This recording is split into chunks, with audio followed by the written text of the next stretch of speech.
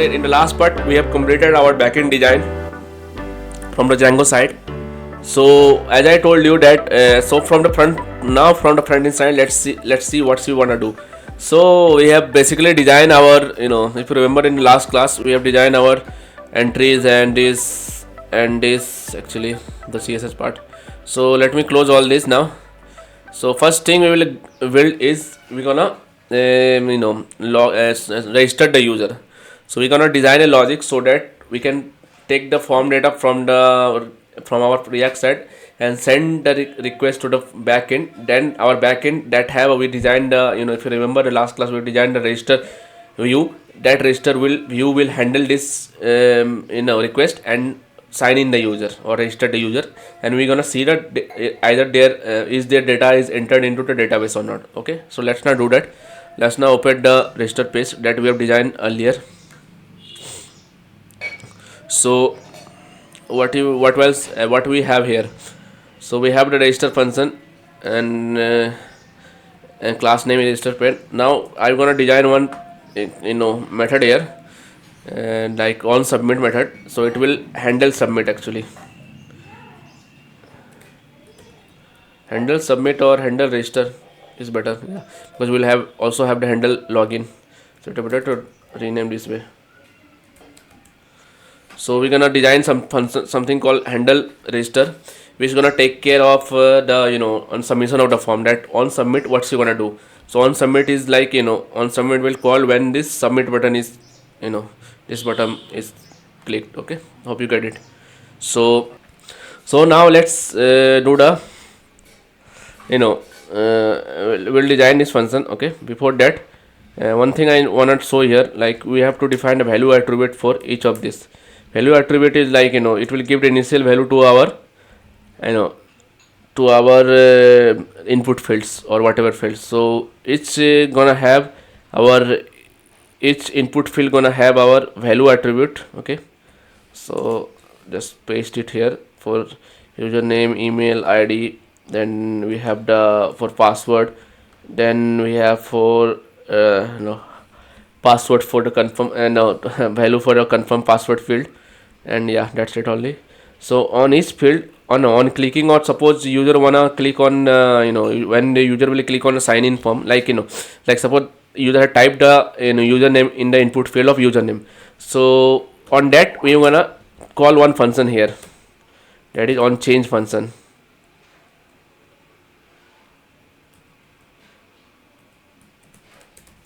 On change function we're gonna call, it will handle change, whatever change in this field happen. Okay, so we'll design these two methods. Okay, so let's now work on this thing. Okay, perfect. So first thing we need to use the use state of the React hook. That will we will set some state to the initial form. Then on changing the state, it will update the value of the form's inputs. Okay, so for that I'm gonna define here like this const. I'm gonna define here form data something data, and then set form data. So we're gonna design this one using the use state hook from React. So it's gonna automatically input. So if you hover over it, return a stateful value and a function. Okay, so this is a stateful value and this is a function to update that state. Okay, so initially what we're gonna do, initially we're gonna have username field as empty value, and then the email field as empty value, not email, sorry, empty value. So and password field empty value, and then confirm password.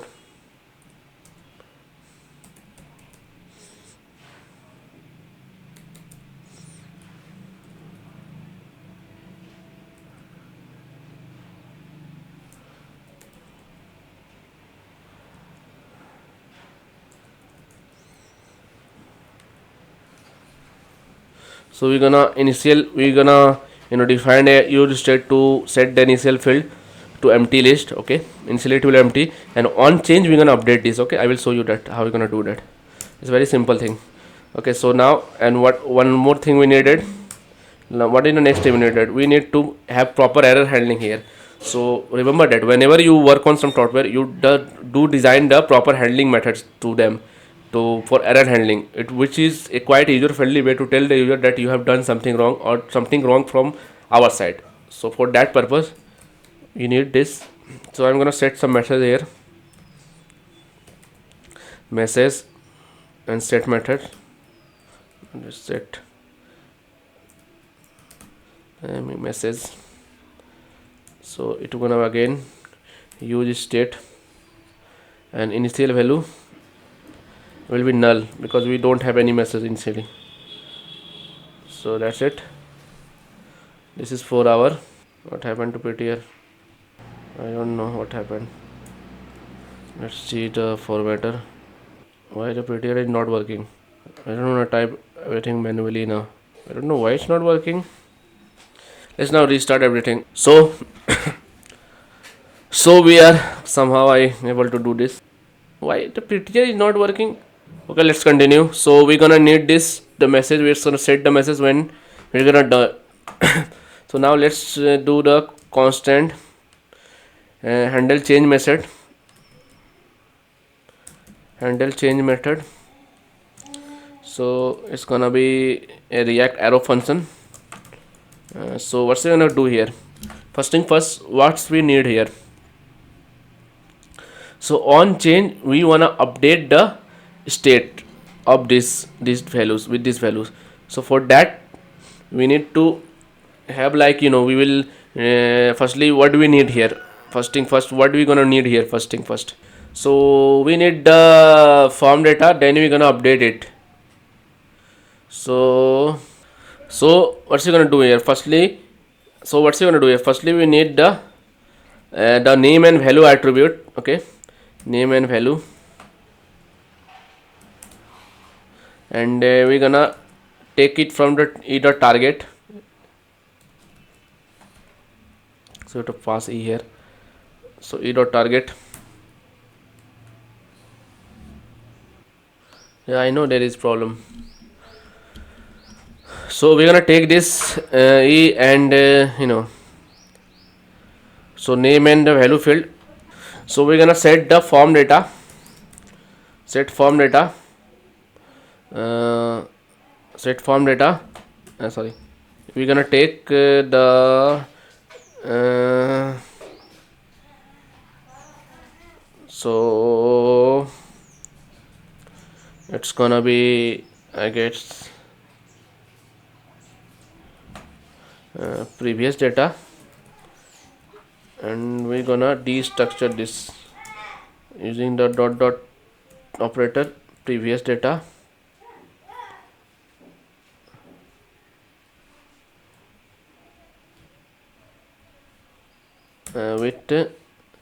with the name as set to value.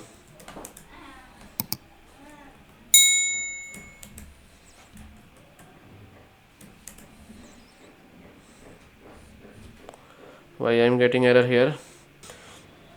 So why I am getting error here? Okay, so it should be, I guess, inside a calibration because we are destructuring it. So it's not getting formatted because of the some issue I am having. So don't worry about that. So we have done with this. So what's we gonna do here? So we have to set each value here. Control Shift D. Nope. So we have enabled the multi-cursing. We will fill this value automatically because all the value will have the same. Okay. So now we have the multiple cursor. Now what we're gonna do? Form data dot value. So we have destructured that already and filling this form data with the value. Okay, we can skip it now.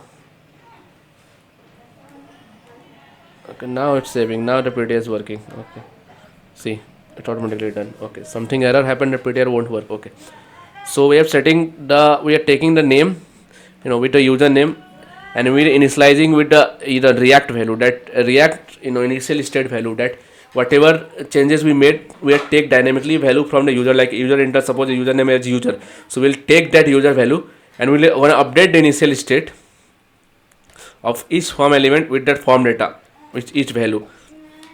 We are associating with the name attribute at the key value pair. So username will have the username value and email will have the email value. Okay, so this is the way we done with the handle change. Okay, what happened here? Okay, I messed up something.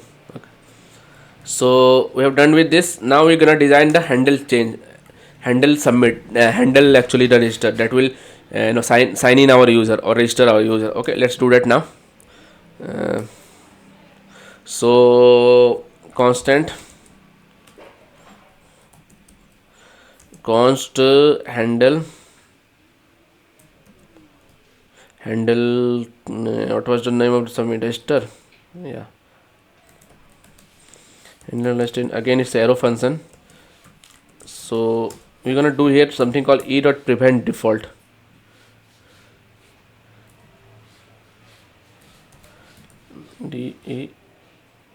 DEFAULT. Okay, prevent default. Let's check this, what's it do, and then we will do prevent default in React. So let's check it, what's it say actually.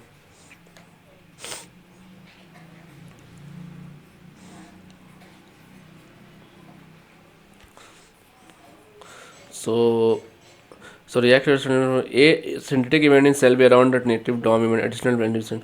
So we have to event in application, means the default submission we have to check on. Default submission is on a update state, so we're gonna prevent it. We're gonna prevent it for some time, that we provide the data, then we're gonna update it. That's why, like we will provide the data like we will fetching the data when, and then we're gonna update the state. So we want to prevent this. When initial value, initially if nothing is there, React will update with the whatever value we submit. So we don't want to do that, we want to prevent this. That's why we're gonna use the prevent default value. Okay, so this is, we are saving the refreshing value, we don't want to refresh the page. That's why, that's it only. So let's use it, prevent default.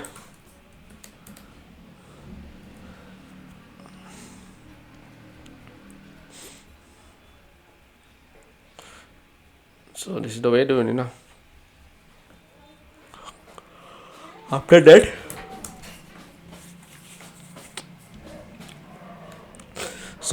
what is gonna do? We start our try class block. This is the way of doing it. Okay, there are so many ways to get the data from the backend and send the request to the front end. We can use Axios. We can use the and we can use some other method also, and we can use Axios. I am using here the fetch method here. You can use the fetch method, but there are so many ways. If you Google it out, you will find there are 2 to 3 ways actually. 2 to 3 very 2 to 3 very important very famous way to doing it. So I am in these videos I will show you how to do using only fetch method. Okay, we're not using access or anything else. Okay, simple fetch. So we will start our try catch block. So we're gonna catch an error. If error occur, we're gonna display this console logged error. Okay, so now we have our try class block. Let's start doing that coding. So what's it gonna need? We're gonna use, let's see this fetch method first. Okay, fetch method.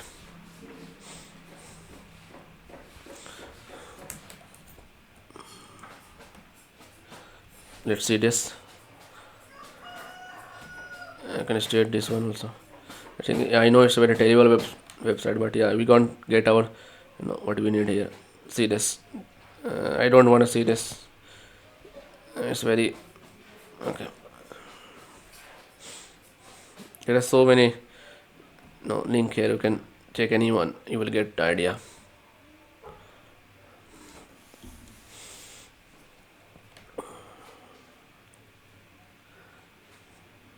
So you can see that we can use the built-in fetch method in JavaScript to make HTTP request, and you can use this set state method to in React to update the state of your application. We're not gonna do that. We're gonna do in some different way. So just they are showing how to do that. Okay, they are using here fetch, then and then. So I'm not gonna do that. I'm gonna use the I'm not gonna do it in this way. I'm gonna use async await function here. Okay, if you check async await in React, let's see that async async await fetch. Let's see the fetch method also. Async await fetch.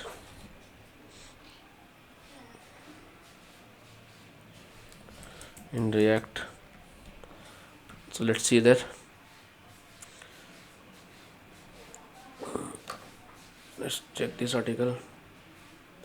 It's very famous way of doing it. Like we gonna we don't wanna update the state till we get the request. This is called async await. Okay, so see this. So we're gonna await the response, then we're gonna return the response. Okay.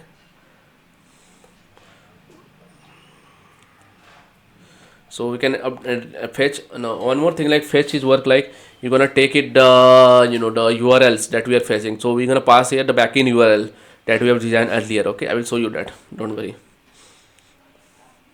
So we're gonna use just JSON only. Okay, I'm gonna take the JSON response and do something with that.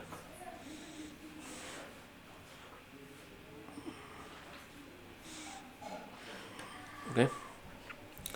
So we're gonna check one more thing. I want to check here. Yeah, this one I want to check. So there you can pass the method also. We can pass the mode also. Okay, modes code. From that part I remember that I also have to install this one from in the backend. Because if you don't install it, the no the actually the backend won't allow the request. So we have to install this also. Okay, I will show you in a moment. Let me design that handle submit. Then I will design this. Okay. And so and move more. We don't need this. So we need the header content type, which JSON type. We will pass this, and that's it only. And we will pass the body. This okay. Remember this method. So let me just firstly do that. The course we need to install that. I mean, remember I completely forgot about that.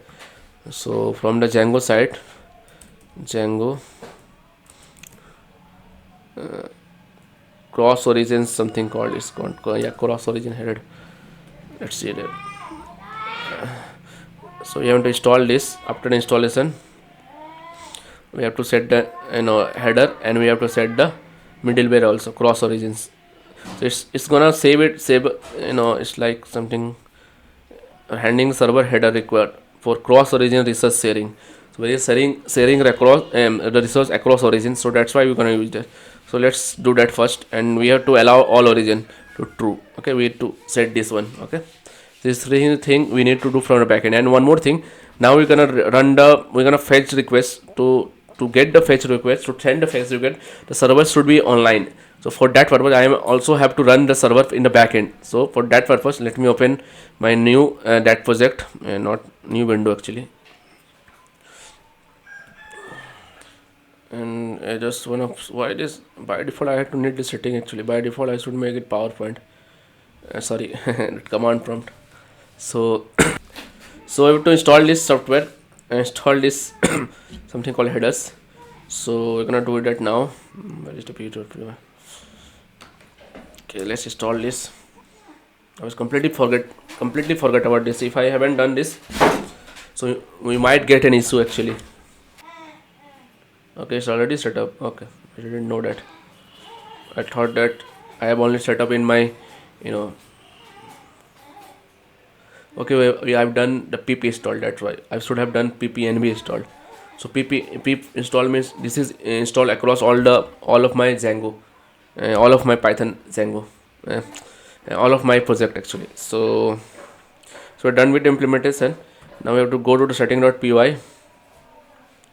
Where is that setting.py?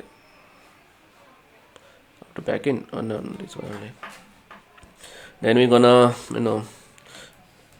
use this header, use this installed app.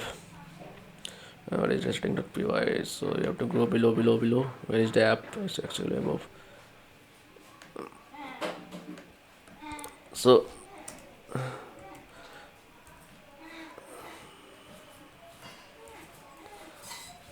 So we've done this. Now we have to set the middleware also. So we have to put it above the common middleware. Let's do that.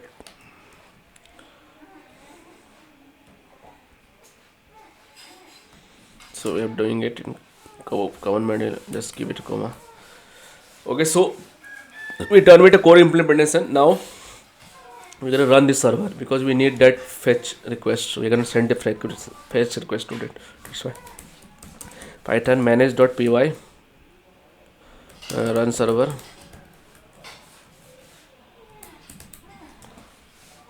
So we've done it. Let's now. Anything more? You know, okay, you have to set this one also. Okay, I almost forgot this. Okay, server is running. Cool. Let's go below here. Let's paste this equal to true. Make it true. So we will allow all the requests. Okay, that's it. So we are done with this here. Now go to the fetch request and do that. Okay, it was important thing to do. Okay, so let's not do this way only. Okay, and but that purpose we're gonna use the async await actually. So whatever function we design async, then you await the request. Okay, that's this way. So we're gonna do here. We have to set this one async method here. Then we can try here. It's the response. Const response. We're gonna get the response by fetching the await fetch. So we're gonna put the URLs here. What is the URL first? So put the register URL. So firstly let's go here. Firstly let's open this link.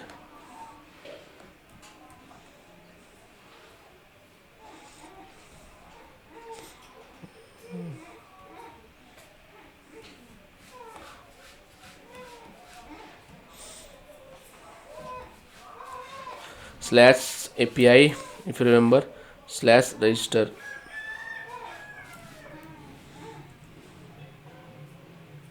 So we have to send the request to this part only. So for that purpose, I'm gonna set this. Okay, so we're gonna send request to this part, and from this part, and now the things we have to do here, whatever the things we write, see this, where is gone, and this one, see whatever URL you have to do, see the syntax here. So we have to write these things. Okay, inside this actually, inside the fetch method only. So firstly what's we gonna pass here, see this. Firstly we have to pass the method. What kind of method we are using? We are using the fetch method. So method equal to post method, sorry, not fetch method. And we have the headers. So headers, we have content type. Remember, don't know space, it otherwise will be wrong. Content type equal to AWP application /JSON. Okay, this is the way we are using it. See the syntax, we haven't done anything wrong. Headers is this, so we don't need to pass this thing. So what else you need to pass? We need to get the body, and we need to response. Okay, so now after that you're gonna have the body equal to what we're gonna do here. Let's see, check that. Okay, JSON to stringify the data.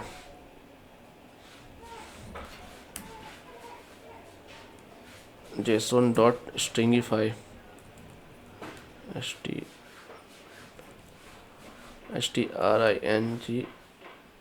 stringify. So you have to get the data also, no? Something to do with the data actually. Where is the data? So stringify the form data actually. So we get the form data here.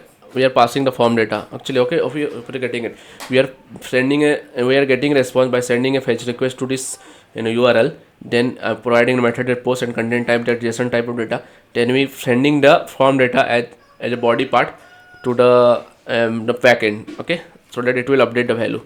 So after that, what's we gonna do here?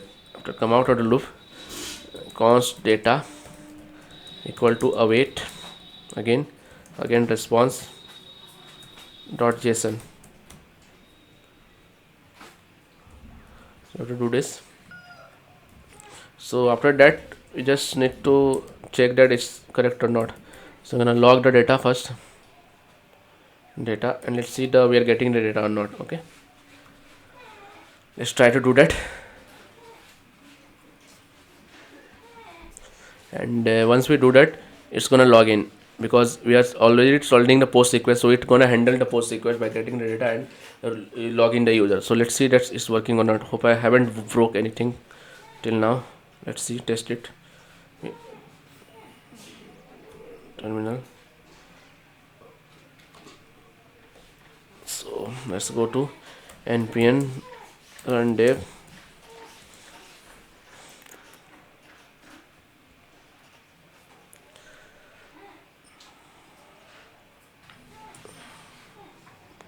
Let's see, hope I haven't broke anything.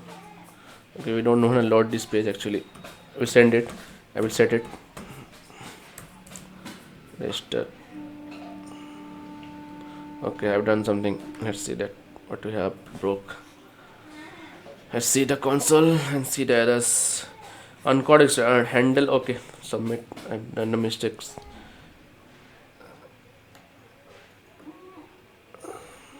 And I'm going to show you that here we will fetch request. We will send the post request and see that it will automatically get done. Okay, so let's me just go to this part.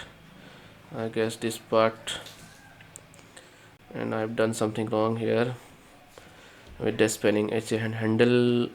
That's why the JavaScript should provide me the handle handl.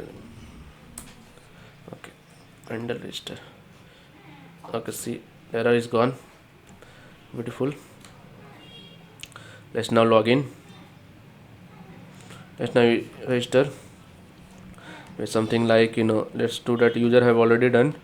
Let's do test, and we will also have to open the console up. Obviously we need to get the console data. Let's get the here from here. Okay, so test email like test @gmail.com something, and some password.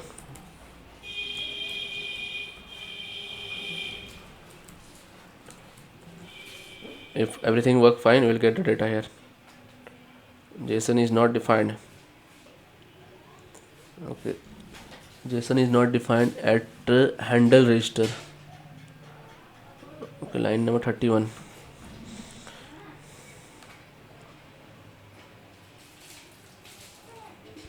It's only JSON just signify, na? What I've done wrong here? Okay, capital. Silly mistake. Yes, on JSON.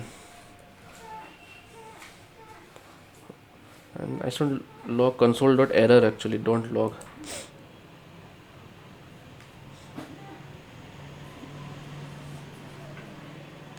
So you're gonna see it in red.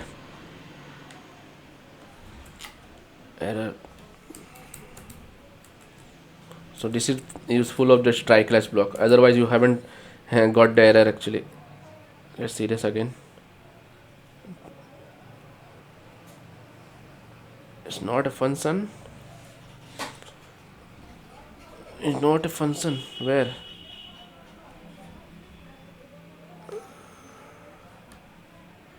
Maybe a spelling mistake here. Stingify. Okay.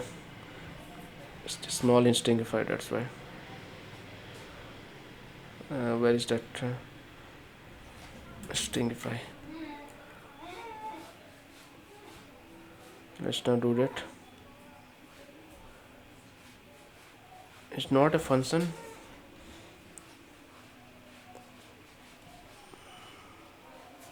Okay, ify, silly mistake.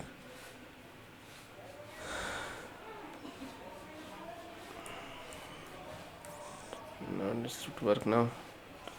So now let's, okay, nice. Okay, password don't match. Yes, no.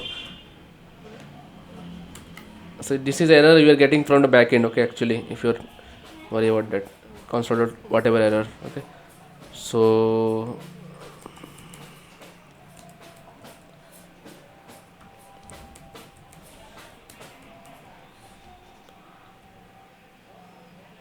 password don't match. Maybe it's already registered. Let's check it. Something this happened actually.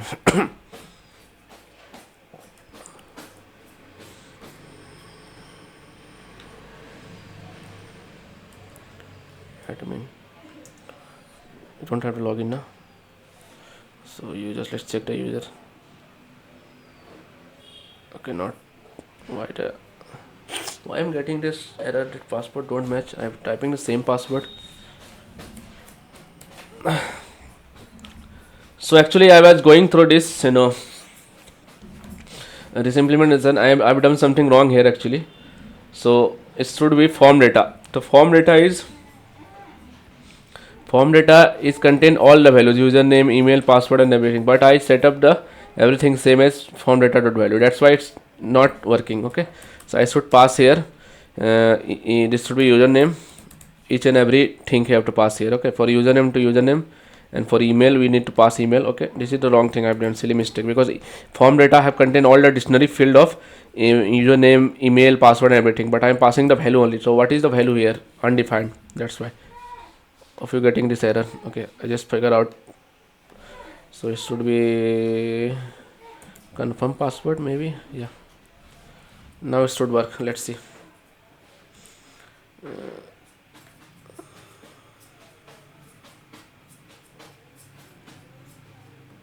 Okay, they're saying undefined or defined value. Okay, so let's do that. Let's clear all thing. Let's do here. Let's do again test at the rate 123 simple password. Let's see. Still I'm getting this error. Now it's why it's I'm done something wrong here. Form data dot confirm password only na. So I was going through this code again. I have done some silly mistake here actually. So you might have done the same thing. See this spelling here. I have done the name field at confirm passport something. So it is not the similar as we are passing. We are changing the state, because in the use state, if you remember, we have the confirm passport here. Confirm passport. So FIRM. So I have done here FRIM. That's why it's not taking the value. Okay, so it will work because it's not able to find the which field we are referring to. It should work now. Let's see. Okay, yeah, fine. Let's now again. Did I save this? Okay, so test at the rate gmail. So you learn from mistake only. That thing I've done. Test at the rate 123. So let's register now. Okay, successfully user is created. See, so we have here the user is created. Okay, this is our data. Okay, whatever the data we are using here, so we are getting the data here, data object. Okay, and it is successfully created. This is coming from the backend. Okay, if you remember the message. So let's now check this one first. See this, there will be a post request. So there will be a post request here. Okay, so it's done. And if you check the database, let me show you that there will be another user. Okay, let me refresh this. See, so we are able to send our data to the front end to the back end, and we are able to sign in the user. Okay, so now what we have to do here, not here, so it's done. So what we have to do here actually, So on signing in, we need to user to make the user may to you we want to send the user to the home page. So we can reroute the user. So you can reroute the user to home page. Okay, you can design the logic here for that. So let me do it now. So we have done with the sign in, and one more thing, like we have to set the error message also. So some error message should be beautiful error message. So for that part, I will check first here if if form data dot password not equal to form data dot confirm password. So we're gonna set the message here. So set message, we're gonna set a message to dictionary, which will consist of two part, that is text part first, text part, and type part, the type of message. So text part will be, we will send here like passport to not match page not match, and we're gonna set this type to error. Remember that error from the backend. Why I'm writing this error? So we set the message here for error message, and for so we can do that also. We can do the I think data dot success will also work here, but yeah, if the message is not error, so we have to do something for that. Password don't match, or we can directly set the error. Is it the only way to do it, or we can directly set the data dot success or data dot error actually? So do we have two part? If you remember the front in here, sorry, back in here, we are passing the two part here, error part and you know error and success part. So we can take this part and you can directly render the message. I guess this is better way of doing this instead of doing it all the time. So if you do that, let's cannot do here, so I don't think. Let's comment out this for first and let's try that this is working or not. So okay, so on successful, what is gonna do? Again set method, call the set method message, sorry. So if text here, if data dot success,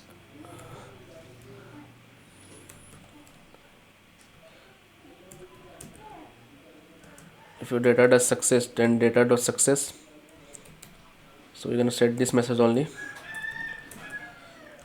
or we're gonna set at data dot error, and not that.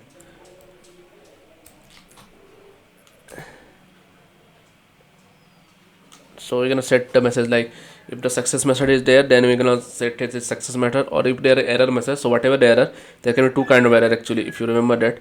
So or there is user already said as integrated error, or we try to password don't match. Okay, these two error. So it will push like that. So after that, you're gonna have the type here. So type equal to, if data dot success, again enter data dot success, then type will be success. And why I'm doing this, you will understand this later when I render the error. Okay, so this is so now again we have to check one more thing here. So if data dot success, we have successfully rendered, if you're successfully able to, or you can check response also this way. Data, you can directly check this. If data is present, if data is not null, means we have the data, or we can directly say that if data is success, it is more relevant because it can have error also. So data dot success, then what you gonna do? SUCCESS. Okay, don't remember, I always miss the second S, or otherwise again it will pop some error. So if data dot success here, so what we're gonna do here? So we're gonna log in the user. So we're gonna redirect to, for that part we're gonna use the use navigate. Let's check the use navigate of React router DOM. What's it do actually? Let's close this now, we don't need.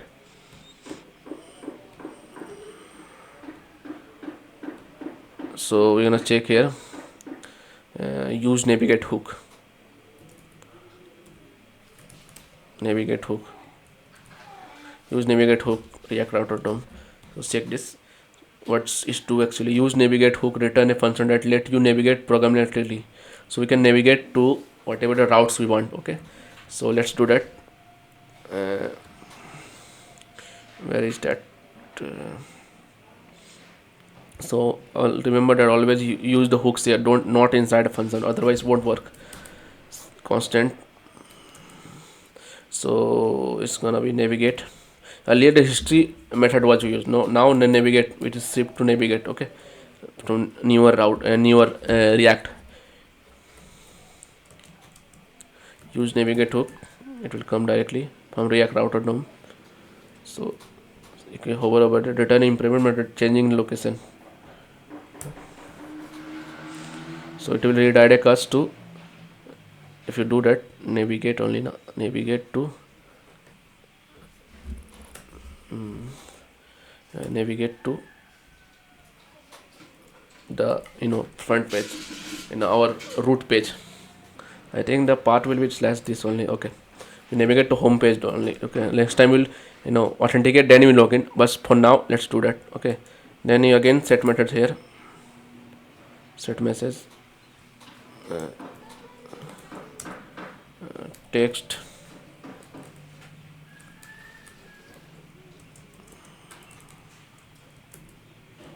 text equal to data dot error, of course, and type equal to error. Hope I get the correct result. Okay, let's see that.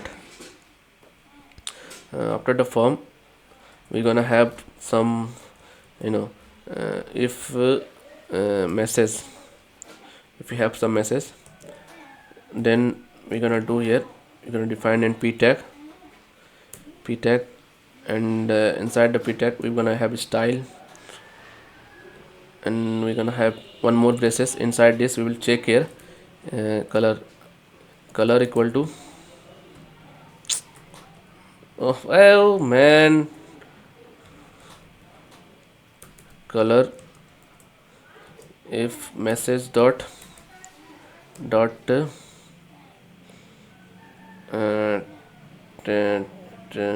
type, message dot type equal to here success.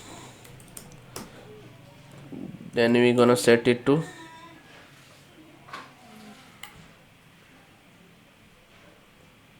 why I'm writing always like this.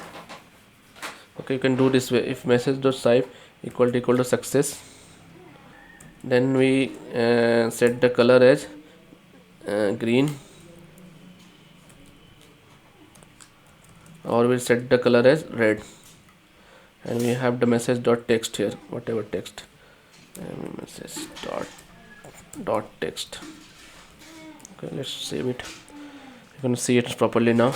So what's we done here? If the message, if we have some message, then we gonna render this method, add color to message type. If the type is success, then you gonna render green color in a message in green color, otherwise red color. Okay, let's test this now.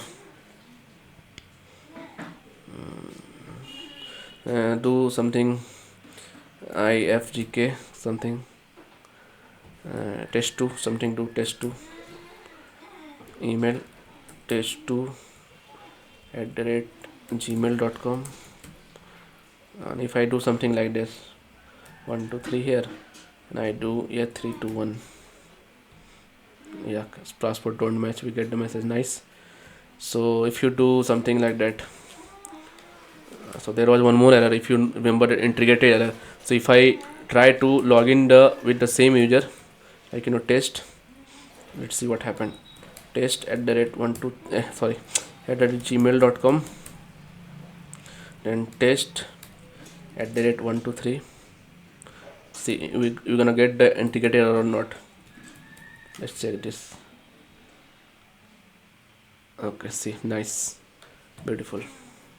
So we are getting the message from the backend, and we are able to handle the error properly. Okay, nice. And if the everything is success, let's see. I wanna let's do with test2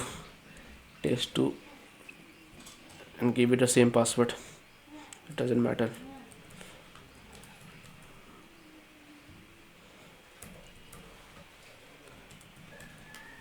So let's now register.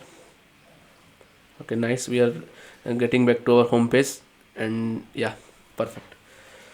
So this is done. Register part is done. Now we'll work on the login part. Okay, now we're working on the login part. Okay, I will show you. So hope you have learned lot from this. Okay, it's very, one of the greatest thing to learn, that we are connecting. Now we are able, now the client, now our server and client able to talk to each other and exchange data with each other. Nice, perfect. It's the one of the best thing of web development.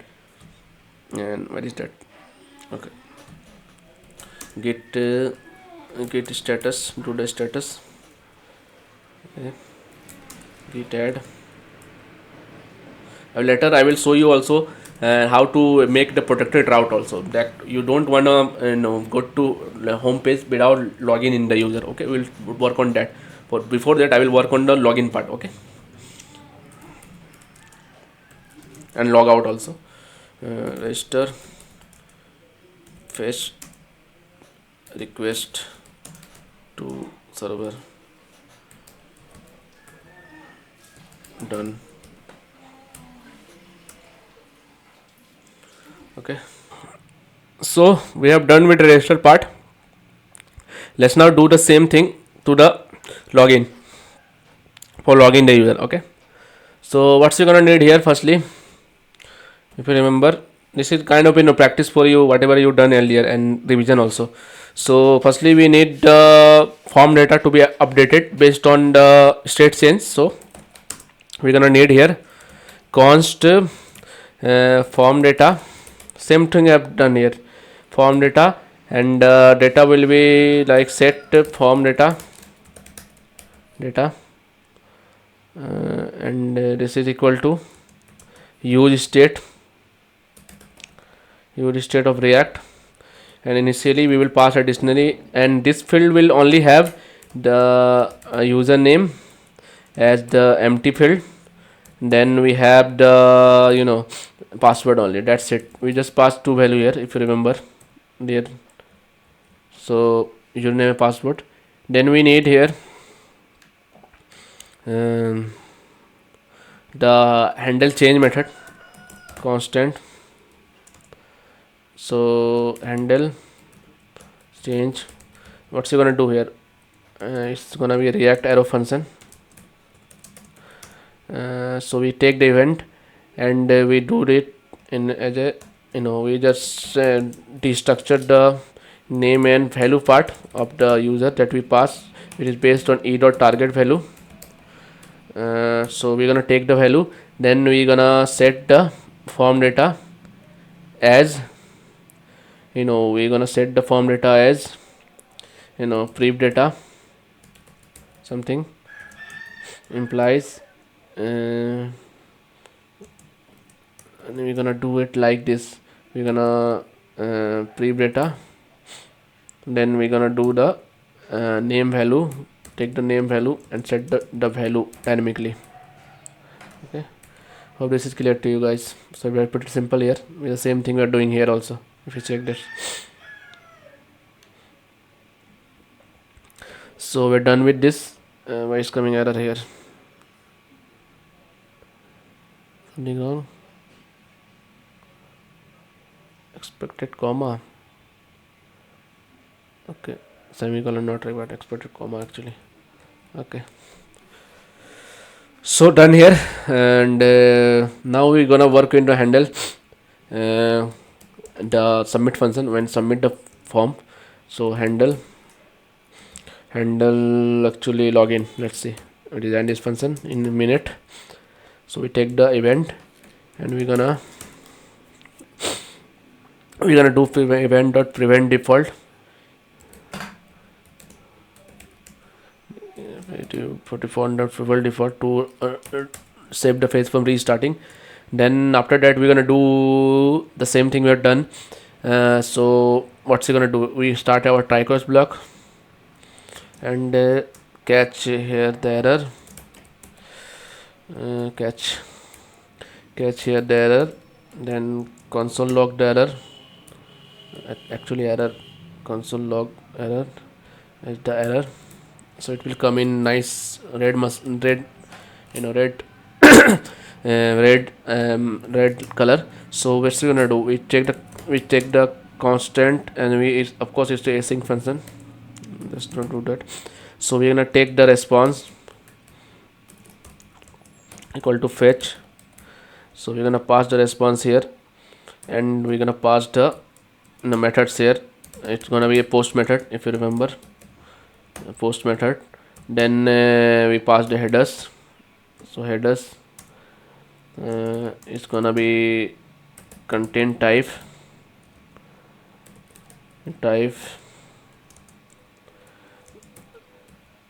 and not this application dot json slash json, I guess. Not, yeah. So slash json only. No, just check it on what is the URL we will passing this time. So we're gonna pass this URL and not this one. Where is that? We're gonna pass this URL login, not our login. So we have this method, so we're gonna pass this. So go to this login and just pass this here, and after that post method and application.json we have done correctly or not. Let me check, and we don't need this also, just clear from the that side. Okay, we have done correctly. So what's it gonna do here? And after that we need to pass the body to the this response request, and body will be json dot stringify. So json dot stringify the form data. I'm gonna pass this as a body. So after coming out from the loop, we take the response.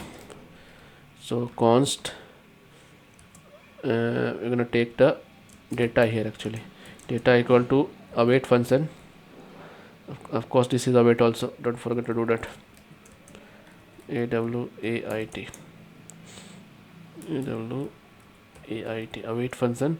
So we're gonna take the response dot json. Okay, so firstly I just gonna console log this data. First let's see this working or not. So let's check it that we have done the format is correct or not first. So okay, response.json and console log.data. Okay, fine. So the server is running or not? Okay, it's running, and let's check now. Let's go to login.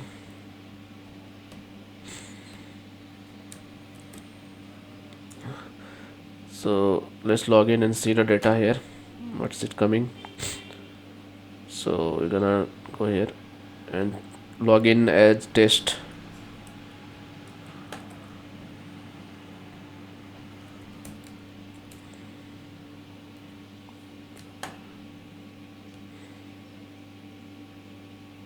What happened? We're not getting anything. What happened here? Let me check it now again. Test @123. What is happening here? I'm not getting anything. Something wrong.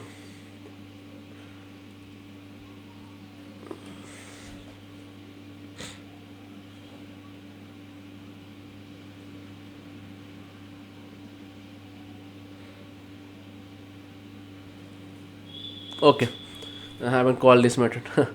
Okay, of course nothing will happen. So on submit handles login, and we got the value also, value as form data dot username. Okay, this one, and for we have to call this also on change method. On change method we're gonna call handle change, and for the same thing for password, value equal to form data dot password, and we need to call this method on change method. On change, we're gonna call handle change. Okay, nice. Let's do it now. Let's try to do. So test activate 1 2 3. Let's see this is working or not. Okay, user is successfully login. Nice, we're getting front backend, so we are correct now. So backend now able to handle this request. So let's try this now. What's we gonna do? So so now let's set up the beautiful error message for this, and we are done actually, and we'll set up the logout now. So firstly, where is gone? Okay, it's error actually. So if it is successful, then what you're gonna do? We don't want to not this one. And firstly do this for register part. We don't need this login now. We don't wanna put this message as a login, logged in this message actually. Where is this message? This one. We don't need this actually. So you just need a set message here. Okay, so what's you gonna do here? Set message actually. Set message, we haven't defined it. Let's define this. Constant message, set message, and it's gonna be what I have done here, MESSAG something. And did I do this here also? Okay, message massage I have done. Okay, I should refactor this also. Message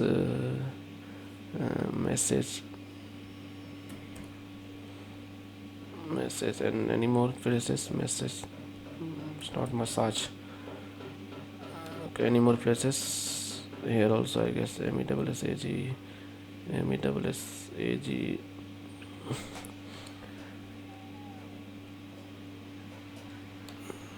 Why it was working then? It was already, I have the message. Okay, message here, that's why it's working. Okay, message were correct now. Okay, so it's refactored also, and we have to take care this also some time to time. So const what I'm doing, use state, and initially there will be null, nothing. So now on successful data, we will set message equal to two thing again. The text gonna be if it data dot success, then we set to data dot success, else data dot error. And for the type part, type gonna be again data dot success. So if data dot success, then type gonna be success, otherwise it will be error. Okay, so same thing we have done with this also. Set message, here only the text type will be data dot error, and type will be error. So after that, so done with this, I guess. So we're gonna pass this message here again. So if message is true, we have any message, then we're gonna call a p tag, and it's gonna be a style equal to color as message dot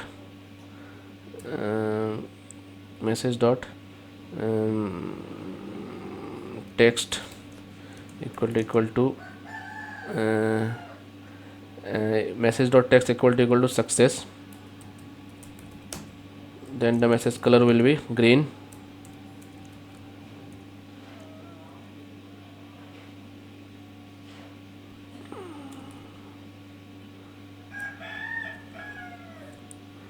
Else it will be red.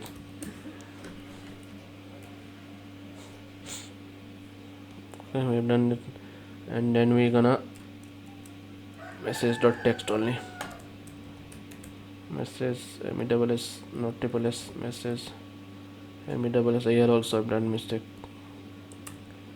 Message not text, is type actually now. Type equal to success or type equal to success, then we're gonna set it again in here message dot text.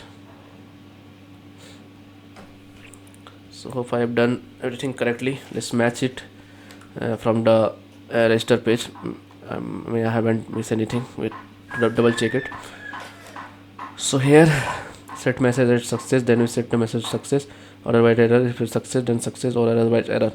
Okay, we done it correctly. Then set message there error. If it is success or error, and error. Okay, nice, perfectly. And we have to do one more thing. Now firstly check the message.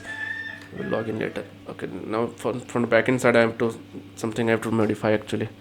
So I have to put here asterisk to look it beautiful, and here also asterisk.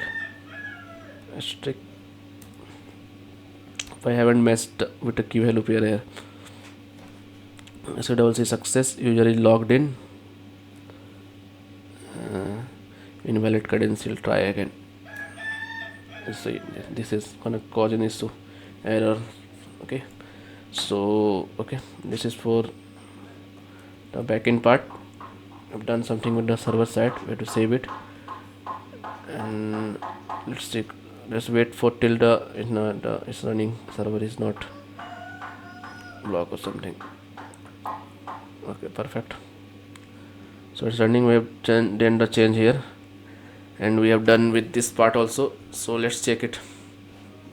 Let's try to log in again. Refresh. So test @123. So you're usually logged in successfully. Okay, nice. So we don't want to pop this message when we're just rendering the page. So what you can do here, so on success, where is that? I don't want to log in the data anymore. It will remove it at the end. Set message. So if it's success, then set message this. So again, if, or you can do it here also. If doesn't matter, and data dot success, then we're gonna log in the user. So you have to use the navigate hook. Again, you use navigate, const navigate equal to use navigate from React router DOM. Try to do this. You will, don't miss this parenthesis and these silly mistakes, otherwise you will not able to do. So we're gonna log in. What is that? Yeah, navigate to which page? The home page. Okay, nice. So we done it very quick. We've done it very quickly. Hope you understand everything that I have already explained in the register part. Okay, so it's very similar. It's exactly similar to login register part, but less amount of code. We don't have the email and confirm password. That's it.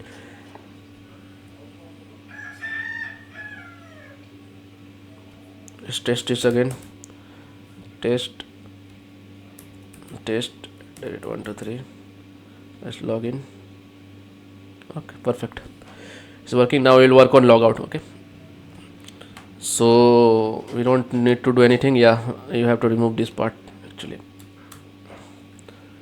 We don't want to post any message here also.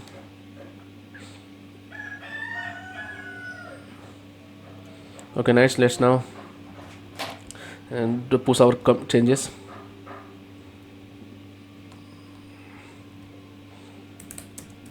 Git status, git add, git commit.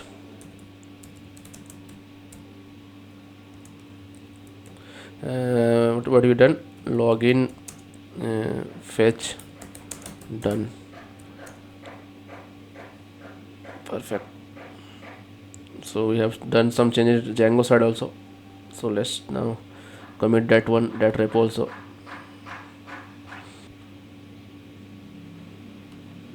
Git status here also, git add, git commit.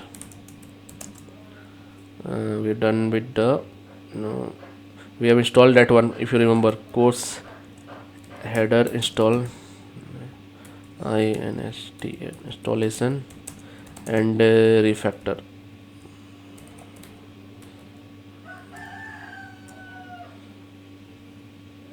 Okay, nice, we're done with this also. So it is good practice to do it always. Okay, so now we will work on the logout part. Okay, so now we're gonna work on the logout. So for working on a logout, if you remember that, we have to go to this page, diary entries page, and we have there our logout button. So I don't wanna do it here also actually. So I want to make it in a component. We don't wanna render it here. So class name logout and logout only. So when you gonna log out, so we have to create one more. Firstly, we have to create the component here. Actually, we have the pages here now only, pages and okay, we have don't have the components. Now let's now create folder. Now let's new folder, components, N-E-N-T-S, component, N-E-N-T-S, components. So inside the component, we're gonna have a fold file. First file is our logout .jsx, logout button, let's call it. So RAFC.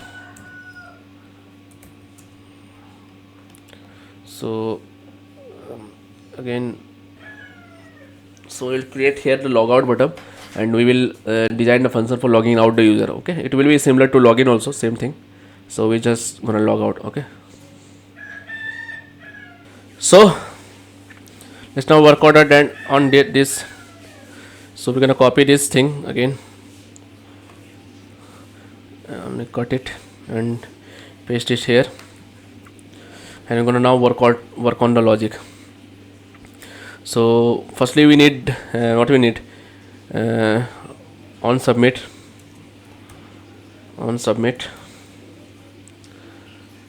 Oh man, why it's not coming to submit? Handle logout. So now we're gonna work on this function in a similar way we have done with the that from the what I can say in the login side, but in this case we don't want to pass any data here. So we will just send a post request and we're gonna log out the user. Okay, so what's we're gonna do here? So we're gonna have here function handle, but I have design here, handle logout, equal to,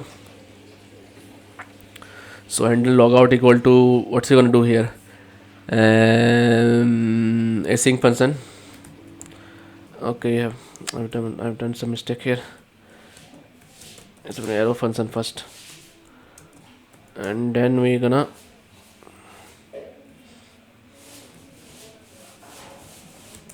async function. So it's gonna be, so what's it gonna do here actually? So we're gonna again use the try catch block here, start our try catch block, and it is the most important thing you should do, otherwise you're not able to get handle error in React properly. So catch error. Why I'm writing again this type? Oh man. error, error. Again, I'm doing it.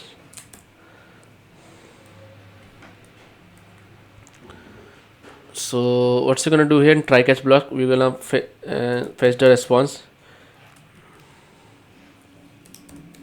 const response. So we're gonna, it will be await, fetch. We're gonna fetch the data, and we're gonna pass here the method. Is again it method is post, if you remember, and then we're gonna pass the headers, not in capital. Headers. Headers is content type again. Content type. Not here. Not here. Don't do this. Don't give it space also. APPLI application / JSON. So we don't we don't need to pass any body here actually, because we are just logging out the data. So we're gonna cache the response here. Const data equal to await response, await response dot JSON. So let's output this data first. Log data. Let's see this. And I have called it this function on, okay, this time I called it, and in this function I have to call this one also. So logout logout button. You're not getting anything. Okay, so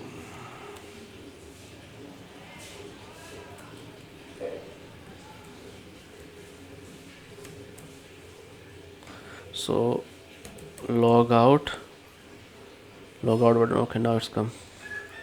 So we have called this component, and we're gonna work on here ourselves component. So let's see this is working or not. Okay, I haven't provided a URL. It's not going to work. Again, not here. Let's go log out here. Log out, I guess this one. Okay, log out. So we're gonna pass it here. Where is gone? Not this one. This one already opened. This one. Okay. So we're taking the data to fetch request to this, and we're calling this, and let's see the response now. Let's work on logout. Logged in. It's not working. Maybe I refresh. It's not working. Why it's not working?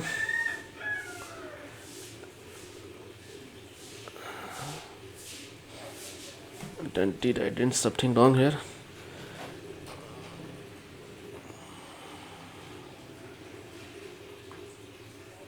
Maybe I need to do a hard refresh. Maybe I close this server and something it happened sometime. So npm run dev. So we're done with this. Let's see. Let's test this again. It's not working. Let's do the hard refresh. Okay. Log out. Again, it's not clicking. I think it's on click. Maybe on click. Oh, you're not submitting anything. On click. On click. Let's see this. It should be done. Okay. It's not on click actually. So we have our user logged out successfully. Okay, so we may want to display the message. No, it's gonna nothing will happen. So let's just do that now. So we have get the data. Now if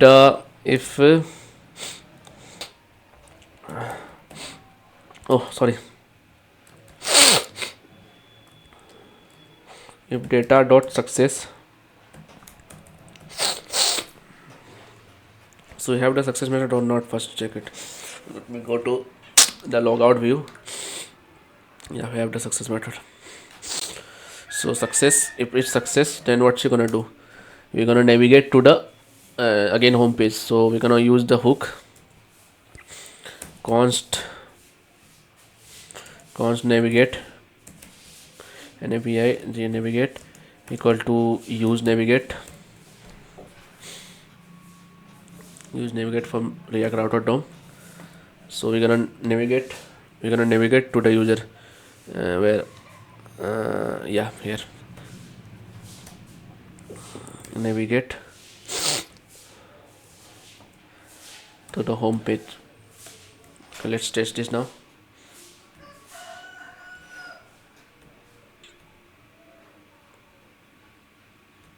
It's not working. It's not working.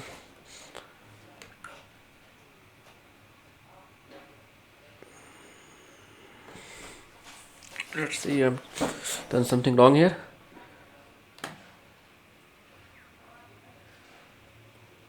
It's not navigating to no home page.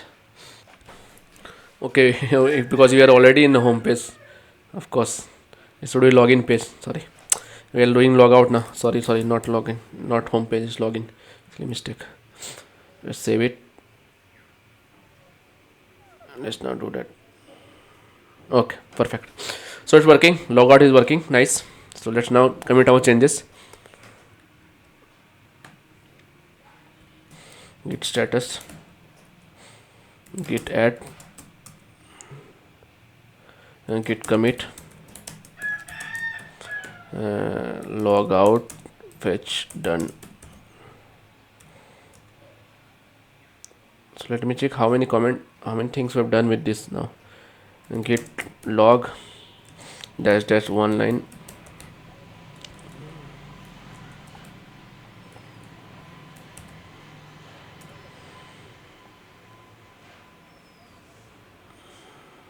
Let's see.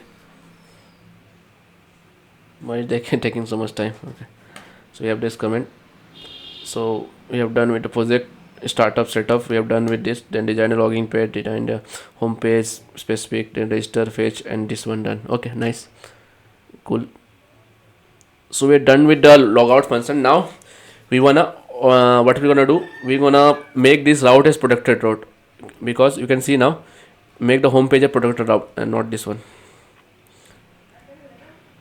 So if you see this, now you are login, and if you go to this, you can still get the home page. So we are gonna make this a protected page so that the login user can only access this page. So we're gonna do that using the we will auth context hook. Okay. So we design our authenticate, and we'll design the context to provide the user that login or logout to the each component, and we will use the use context. So I will explain you there how we're gonna use the use context to make it a protected route or private route. Okay, protected route or private route. Okay, so let's now done that. Let's now do that. So where were we? We have created our uh, you know the logout button, diary entries, and register and login. So we have done with login and logout and register. Now I've already shown you that if you do if you our home page, that is our entries page, is not protected route, anyone can visit that. So for that purpose, I'm now gonna show you how to use the use context hook of React and do the authenticate the user. Okay, so let's not do that. Firstly, let's see it some. Okay, let's start the server first. The server is not running. Actually, I closed the server. So let's run this. If you remember ppnb cell, so python manage.py run server. Okay, that's it only we need, and we need this one, npm run dev. So now let's now work on that. I'm gonna close all this actually. So first let us look what is actually context hook. Use context React. Let's see that.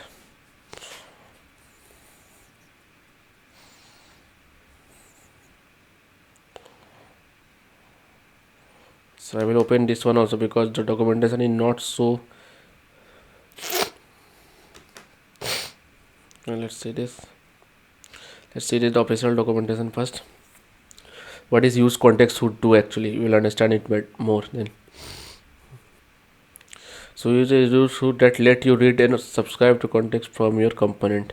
So I know this is only you're not gonna understand what he's saying actually.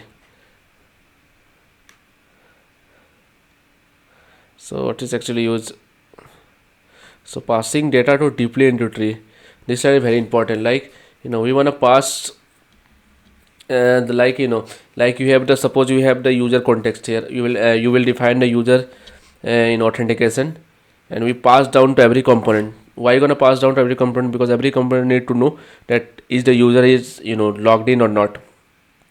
So based on that, the login page based on that we're gonna show the home page or the other component page or other components. So you can also updating data passed via context. Of course you're gonna update the data like I will be doing use state and create is authenticated, and that will be updated once the user is logged in and or logged out. So that is the helpful here. So let's see the syntax here.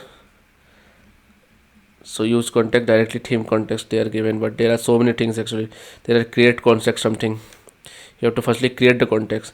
Return a context value for a calling component. It is determined as the value passed to closest some context of provider above the calling in the tree. If there is such provider, then the return value will be default value you pass to the context provider. Okay.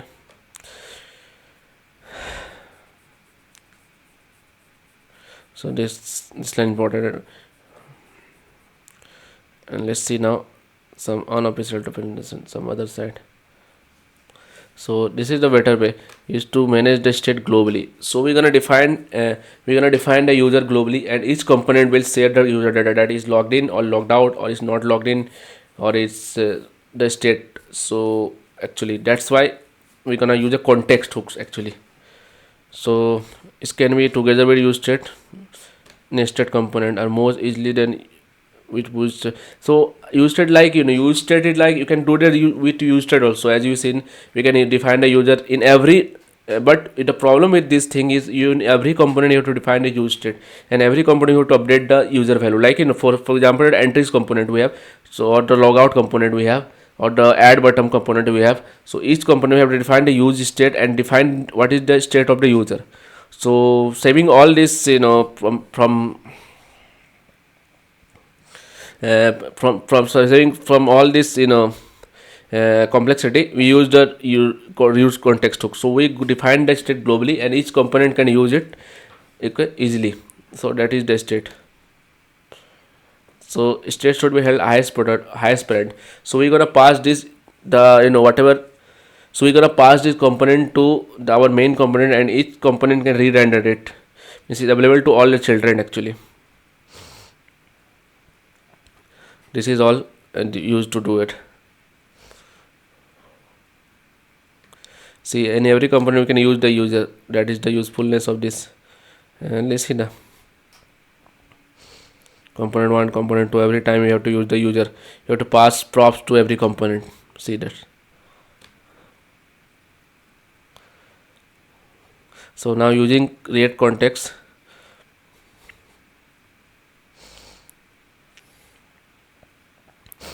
So we don't need to do that part. Use the use context hook.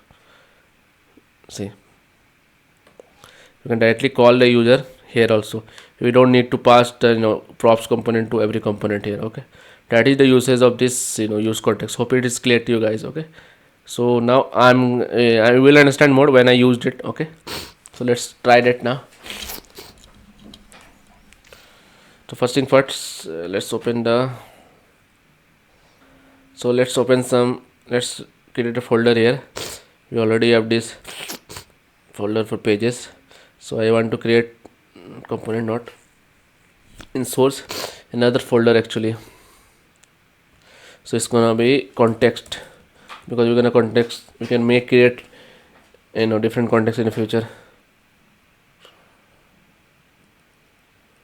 So context we have.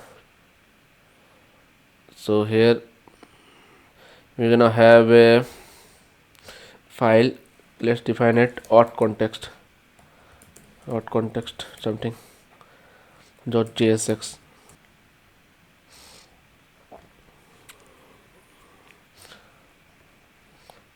Actually we don't need it. We're gonna do something else actually.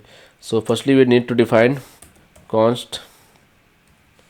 So we need to create a context here, create context. So we're gonna define here auth context something, auth context equal to create context. See,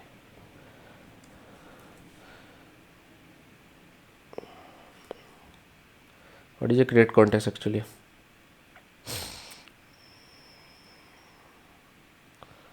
It's not defined. So if you go here, you will easily understand here.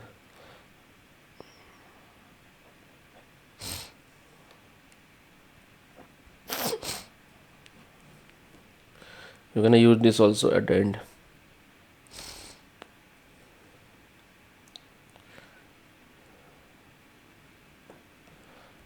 Not written.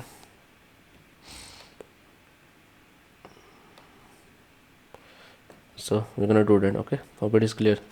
So we're gonna take the auth context as that, then we're gonna export the auth context. So we're gonna use this to for our the main class main.jsx. We're gonna provide it. What is this? Oh, okay, sorry. Export const.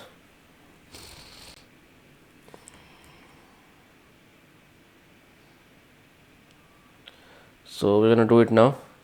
So what's we need here? We need to pass children props here, so that every component can have this. Okay, so this is the way to do it actually. They might have shown same somewhere, might have shown somewhere.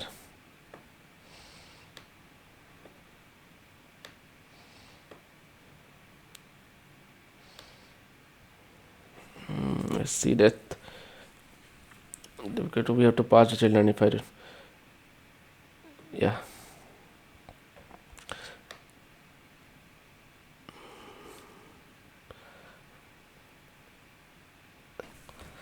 let's see this. There are many ways to do it actually, so they haven't provided that way. Just do it. So we're gonna provide the children here. So what's you gonna do here actually? So you're gonna define the use state globally. Const, you have to put each authenticated, then set each authenticated.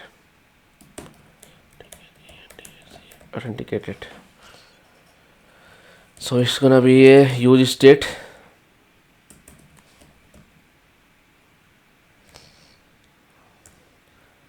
So initially it will be false.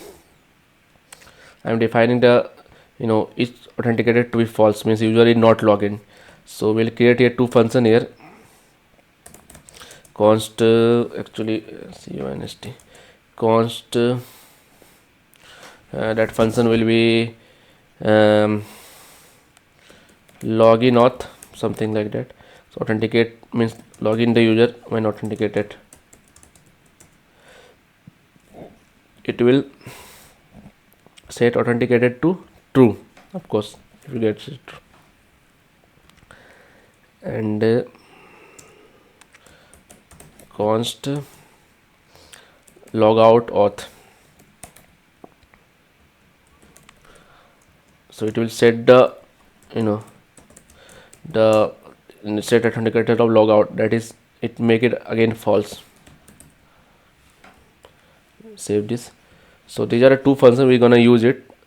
So what's it gonna do it now? Auth context dot provider. So we are providing the context here, that's why the provider. So we're gonna pass here the children.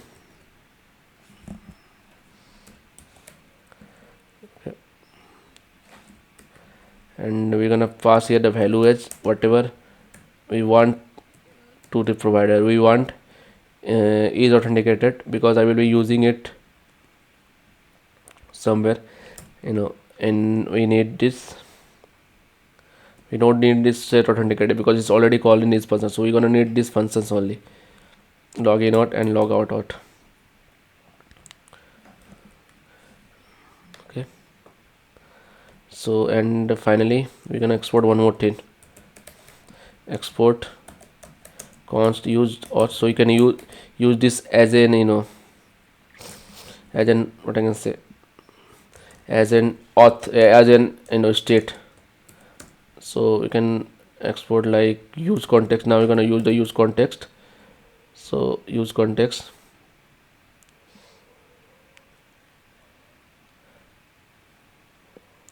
and we provide the auth context here, whatever we created earlier, if you remember. Okay, so it will create the context for other components also. Okay, so it's done actually.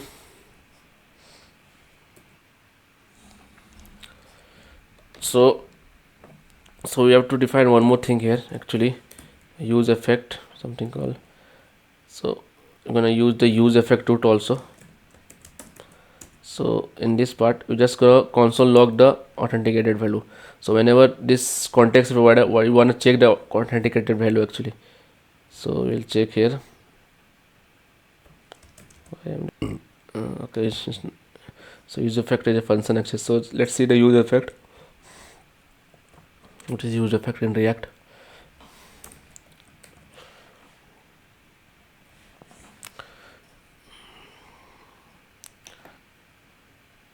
So again we will look into this. To use effect hooked. So use effect let you perform side effect in function component. So we can update or we can change in any type thing in a function. Okay. So it is also used for cleanup. Okay. So sometimes additional code after React updated ROM. So once we updated, we want to send something there. So we can use use effect here, use effect also. So the use of side effect component function, you have to pass a dependency here. Okay. So dependency is authenticated only, which is gonna be updated after user is logged in on something. So for that purpose you're gonna use this. The first part is the function. First part is our function, and second part is the dependency. Here dependency is authenticated, and in function this just I want to log the is authenticated value. Oh man, what happened?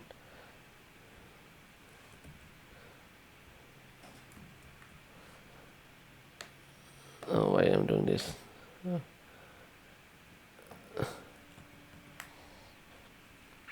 So this is the thing here. We have designed our the authenticated function. Now you're gonna use this. So first thing we're gonna use it in the in the main JSX. We're gonna wrap this component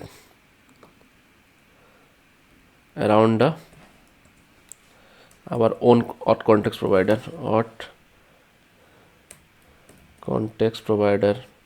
which we have created. So just move all the code. So we're gonna wrap the component, our every component inside this auth context provider. Okay. So we're done with this. Now we have to go to the so before this I want to create the protected route also, so we can apply them. So without that it's not effective actually. So we're gonna go here in a components itself. We can create here. So we can create here protec protected route actually, something .jsx. So what's it gonna do here actually? FC. So we're gonna take the children here actually.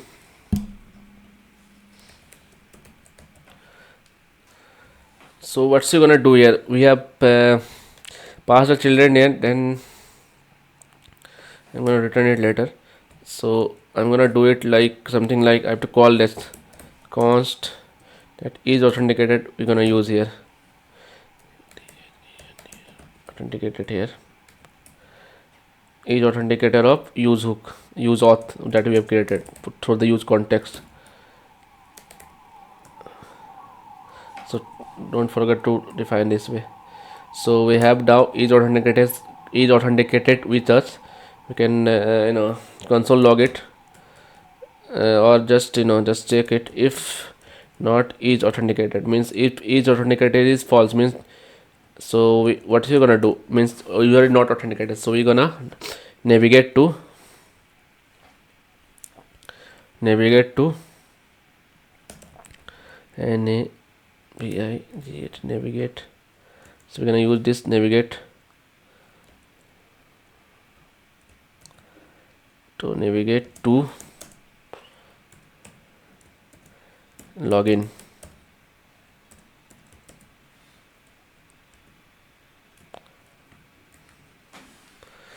or else we're gonna return the children.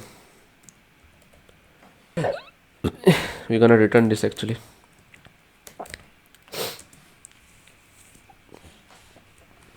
So we're gonna return this actually. So navigate is like mostly used for React components subclass that are not able to use hook.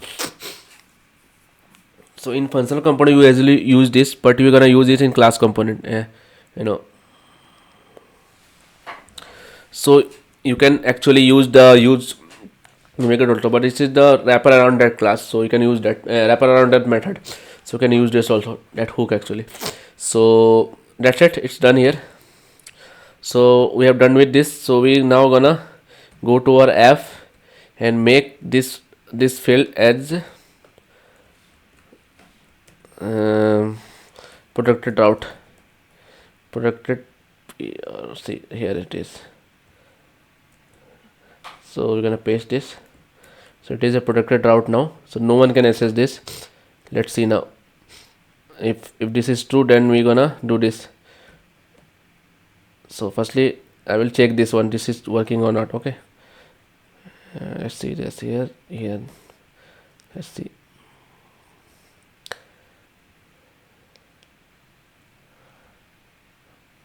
What happened? Required not defined. Auth context dot 5, line number 5.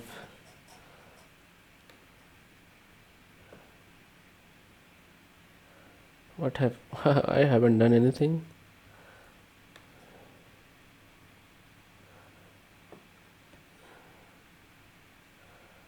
Why am I using this? I have no idea where it's come from.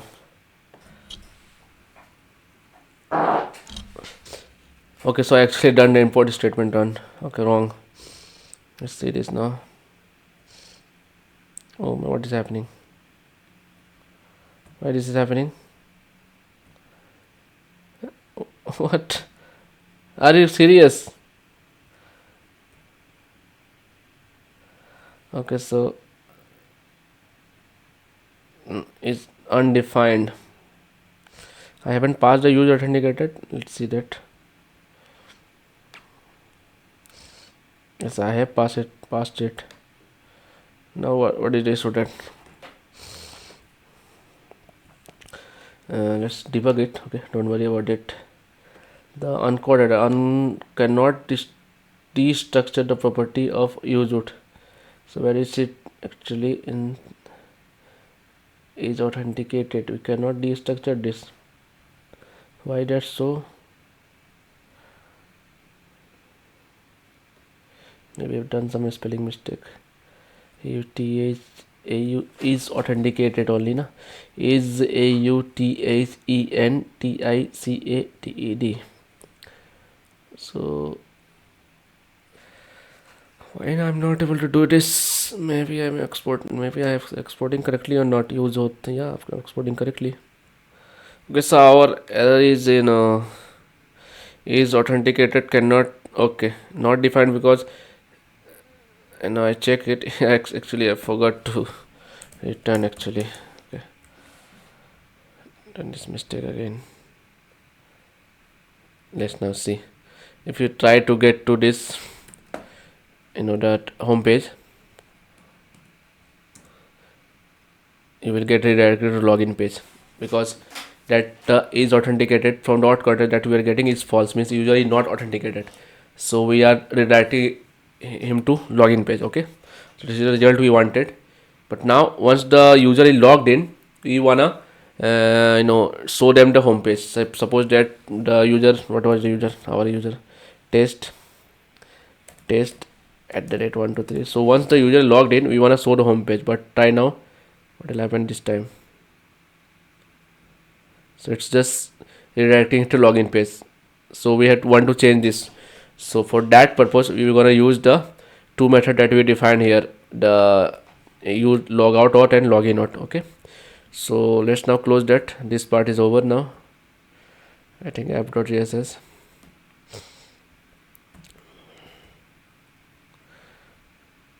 Okay, so it is working now. Let's see these are working or not.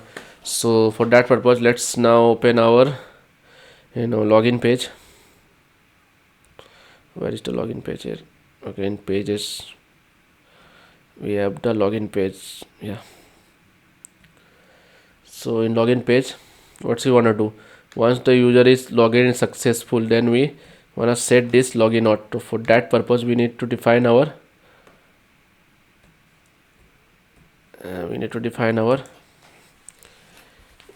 just define below this, not above. So define our const. So we need the two value actually, login auth and log out auth from the use auth.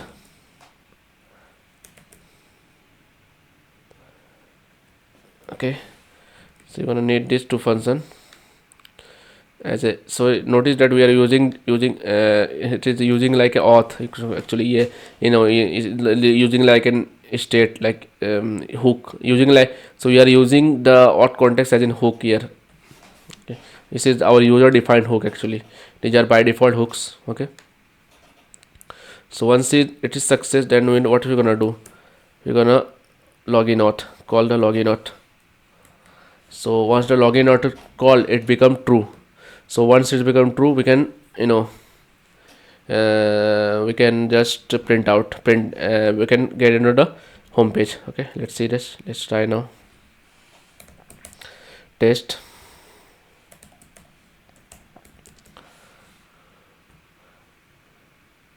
Okay, so nice, it's working. See this, its value becoming true, so it is working perfectly. So we will to get into the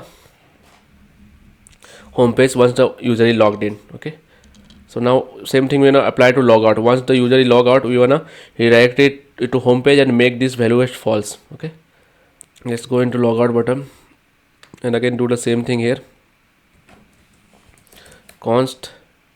Okay, I just needed that log out auth use auth.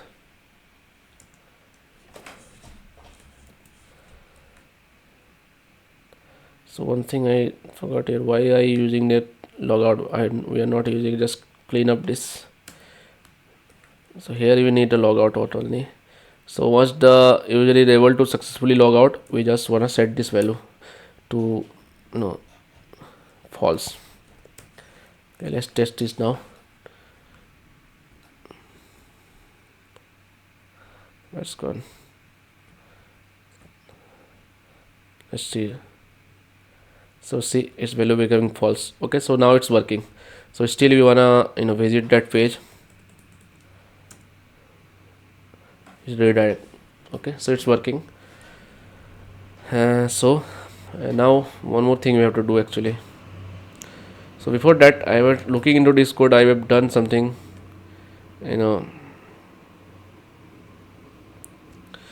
here I guess. Have you use this one again and again. already have the React here. Create context and use effect we have. Now we're gonna use the use state actually from React. Use effect, use state. Then we need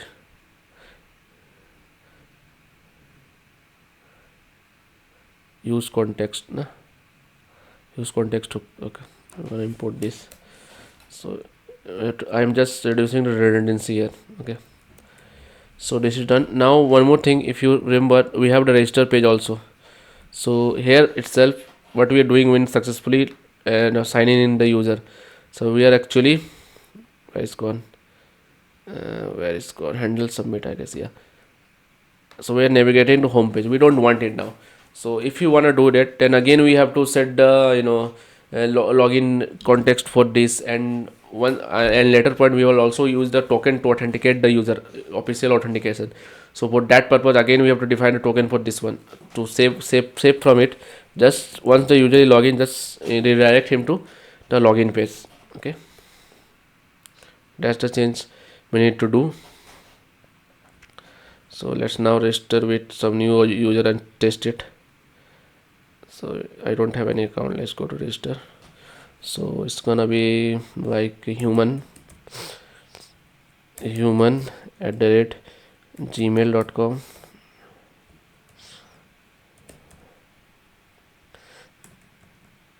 gmail.com. So password is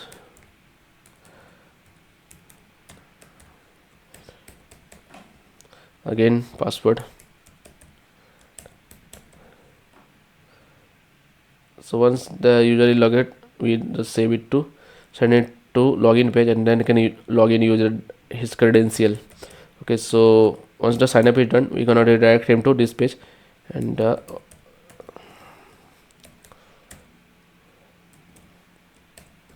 so we're gonna log in now. See, it's perfectly working. And so once the logout, it's becoming false. Okay, nice. We have done with this implementation now. Let's now commit our changes. So let's open it up. What is this? Git bash. Let's open this cell. And let's now commit our changes.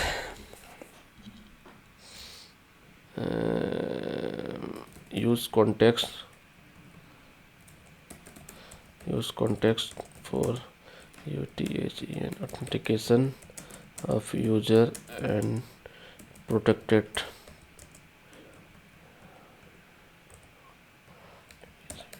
route, something like that. So it should have meaningful comment. Just once we might have to go back and fix something, so we need these messages. Okay, so done here. This is done. So next thing we're gonna do now, we're gonna serve this request now. So what's the next? Where is the data entries?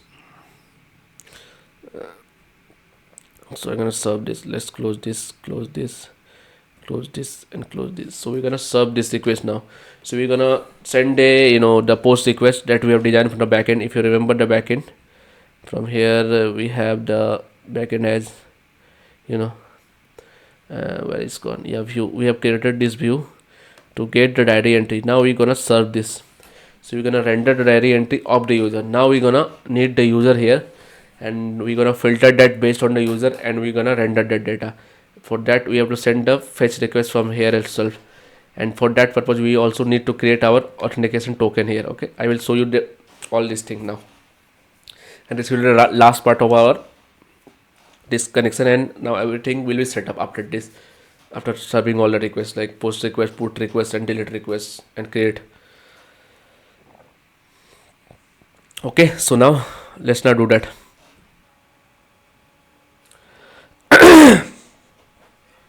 So where were we actually?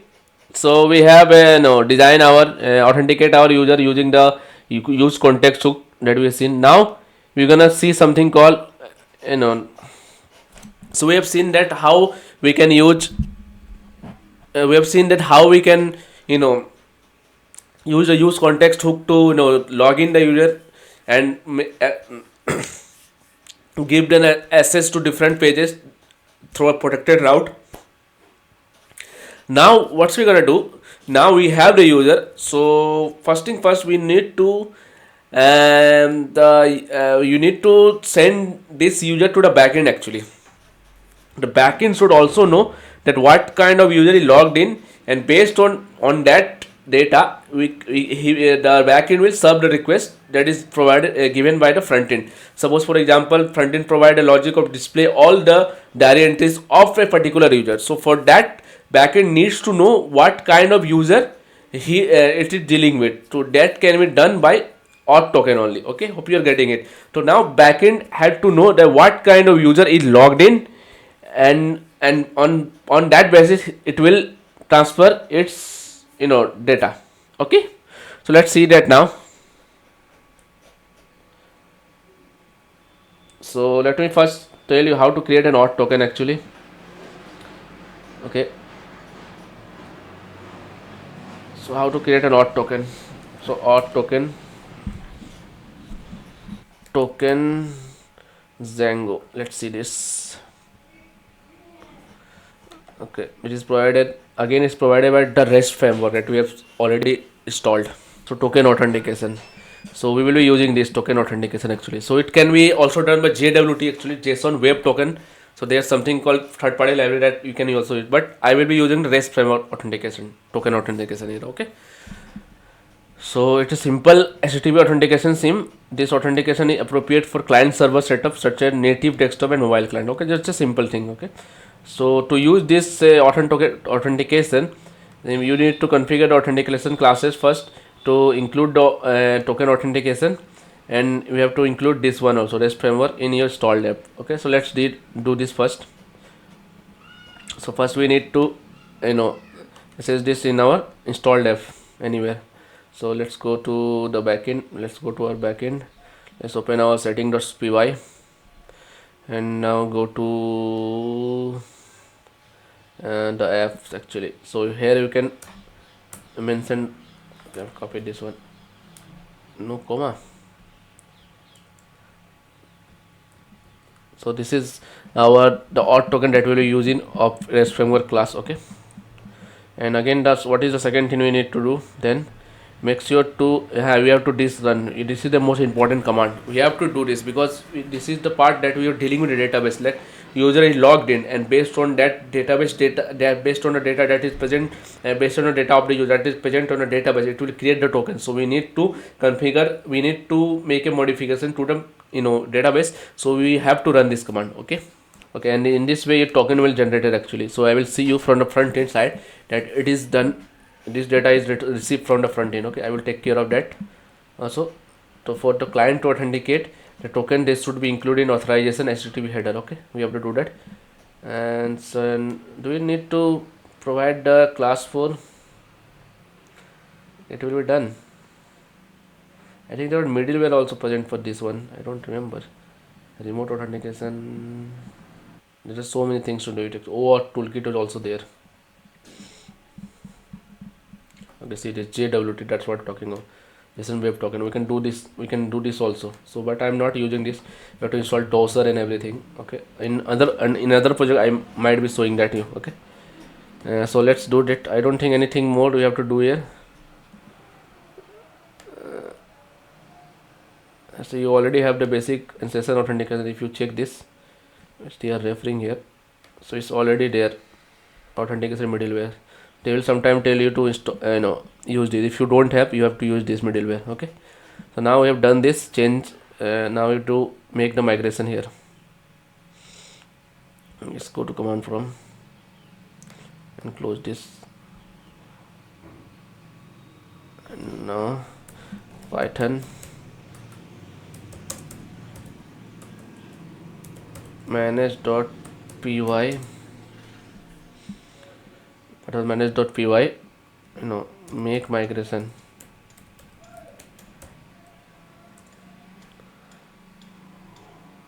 We say there's nothing to migrate actually, but once you run this migrate command, they will show something. See, auth token. This is we are talking about. or token proxy or token initiate something. So this is had to be done first to create the token. This is our first step of creating token. Now let's see what we have to do actually. So once the what I'm gonna do here is like, you know, once the user is, you know, logged in, yeah, one more thing, like before that you can set the authenticated and this everything actually. So we're not going to do, it's very simple project, we can just deal with the simple authentication here. Okay, so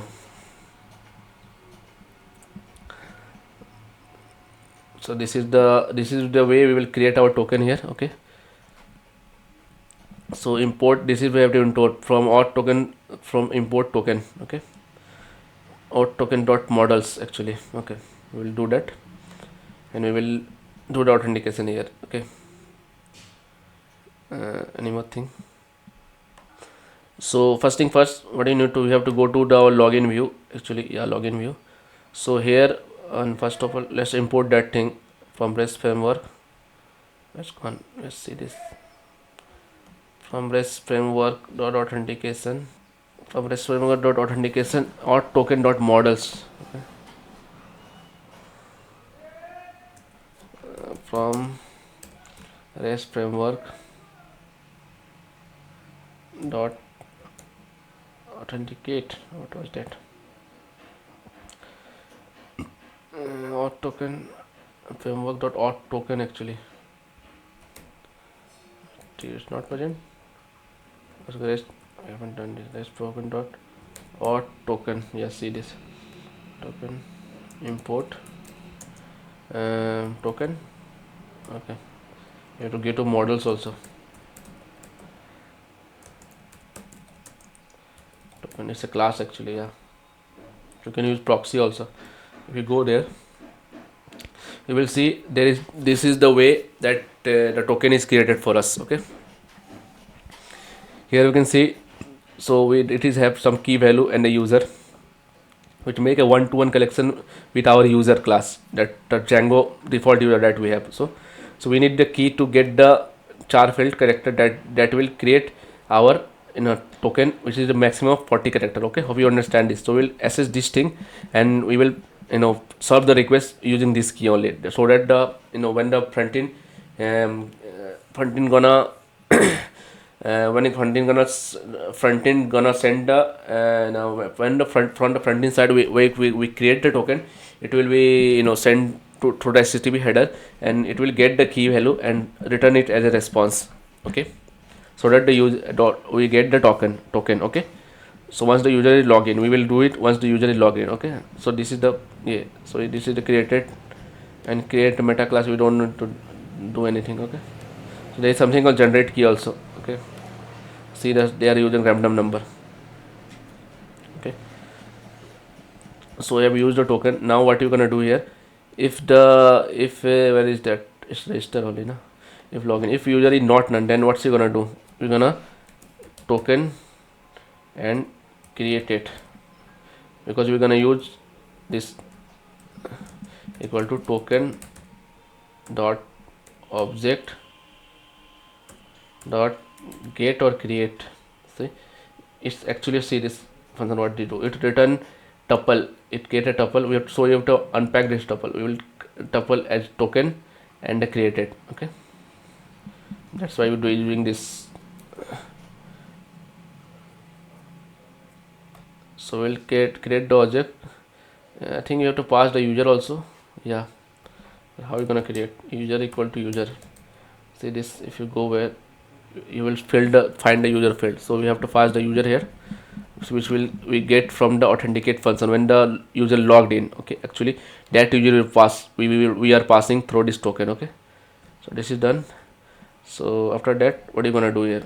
So we just in a response, not this,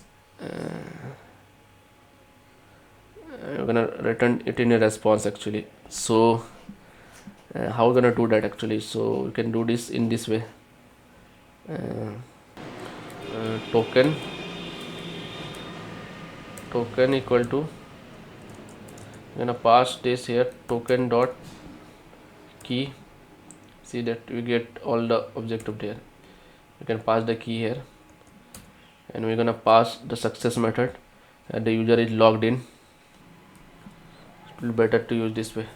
Okay, so we are passing the token, and we don't need to create it. We need to pass it. Created is just say, unpacking of dictionary that show a boolean value that it is created or not. Okay, so get, why we are using get and created? Because suppose the user is logged in.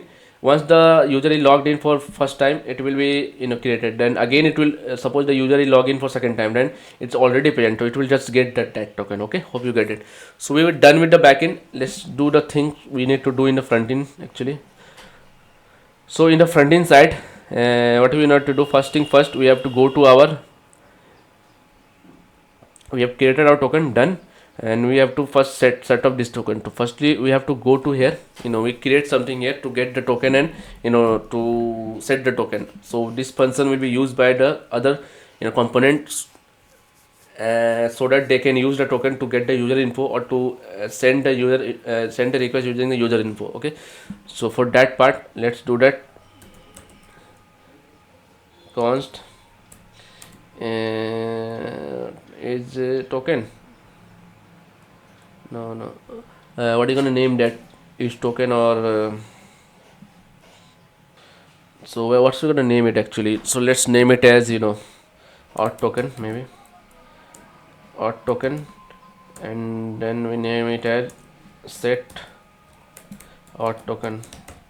Use state, and initially it will be empty string. There is no token available. Okay, so this is the first thing we have to do. Then after that we have to create a method const to get the token, actually to get auth token, say react arrow function, that will return the auth token, actually that will be created. Okay, so this function will get the auth token. So one more thing I think we need to do. Okay, set token will create the token, and then we pass this token, and then we get the token here. Okay, so that's the thing I think I have to do. One more thing I think, we should also deal with this set token also. So we are making a pattern of get token, when it will be used when the component need this token. And for that, in one more thing, like we need to update the token also. Update token, it will take the new token,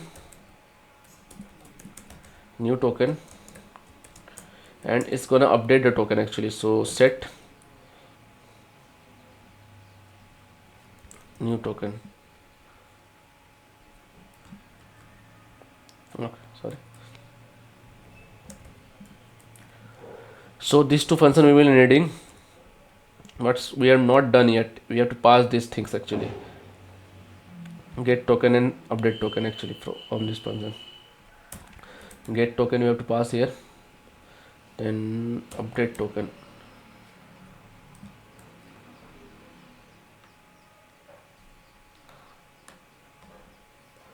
So we need these things. So we've done with this auth syntax. Now we need to create that in the login side, that once the user is logged in, we're gonna set the token, actually whatever token we get from the backend. Okay, so let's do that now. So for that purpose, let me, where can I do? You have the set use navigate use dot. So just call this one also set token. Set token, set auth token, I guess name there. Auth token, set auth token, no? Set auth token, update token, sorry, no, set auth token of this part. Okay,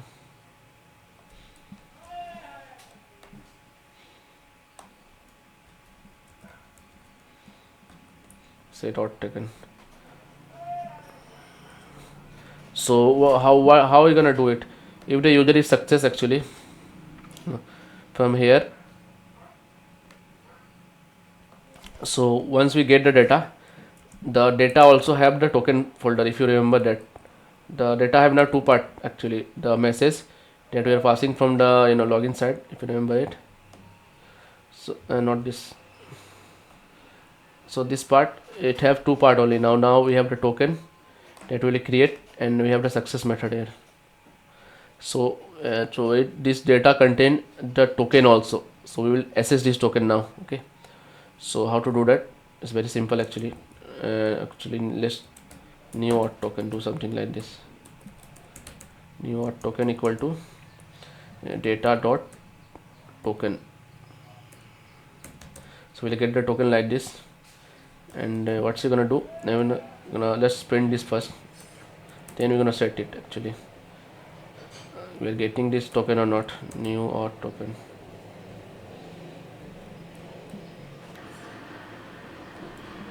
So we're gonna update this token. Let's see that now. Okay, we're done with this auth context is there. So we have the token with us, and we are logging it, and we are just getting the token from the backend side. Let's see that if we haven't break anything yet. So first thing first, we have to run the server also. I've closed the server.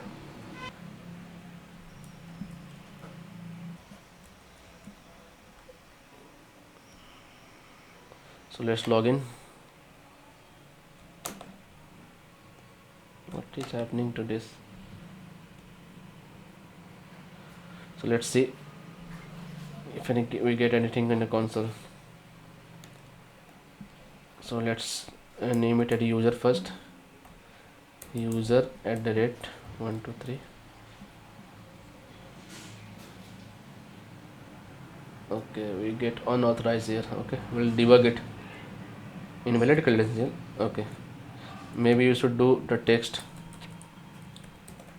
test.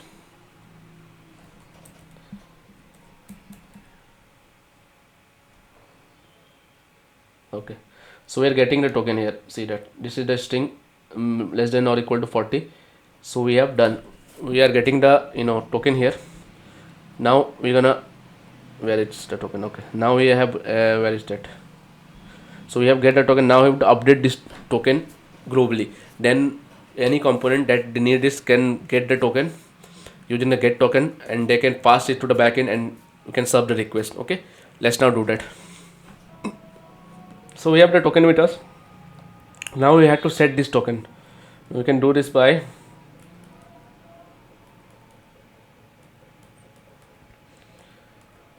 calling that update token method. So you can update token method and pass the token. So it will now set the token actually. So if you go here, it will set the token here. If you have seen this update token, so it will set the token.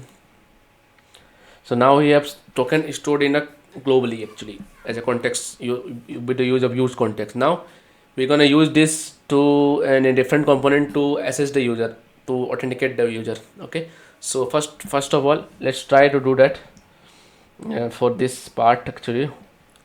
Which one? Diary entries actually. So this part we will use this token to get the user data and send back the data. So in this part we will just use this token to authenticate the data and send the request to the server, where while server using the user authorization, get the user and just display the nodes of that user. So for that purpose, firstly we have to work on the backend. So for the backend side actually, what you can do, what is that? So in the backend side actually, you can work on this actually this get diary entry view and get the user first. How can you get the user? So you can get the user by this user equal to request dot data. So you have done it already actually if you've seen this. So in the same way we are getting the user here through the user, and after that we don't need to pass all the nodes all the array entries actually. We just need to specify the user. So we can do this way actually. Filter, if you pass the filter here, then the user, if you remember the user field that contain the user ID actually. So we're gonna filter the object with user ID. So we're gonna do that. So okay, so hope this is clear now. Okay, that's it I guess. So we'll just filter the data based on the user, and we pass this. and we return the data actually, and we just gonna render this data. That's it. Let's see that how it's gonna work. And on this, so we firstly we need to declare again what the first thing we need. We're gonna use here use effect actually, because we are changing after doing something, after the rendering this template, that's why. So use effect. So use effect,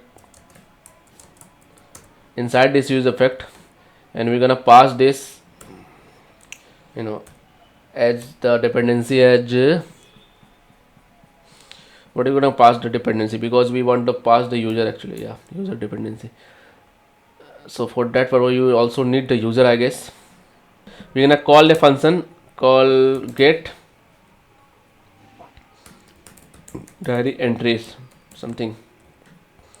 So we're gonna call this function inside this, and we're gonna pass the dependency as user. So where are we gonna get this user? So this user need to be available globally, so that we can use it and refer it and retrieve the data or create the data based on that user. So for that purpose we need to create another context called user context. Okay, we can use that. You can use any file called user context something, .jsx something like that. So what's you gonna do here, we again create, if you remember that, const user const user context.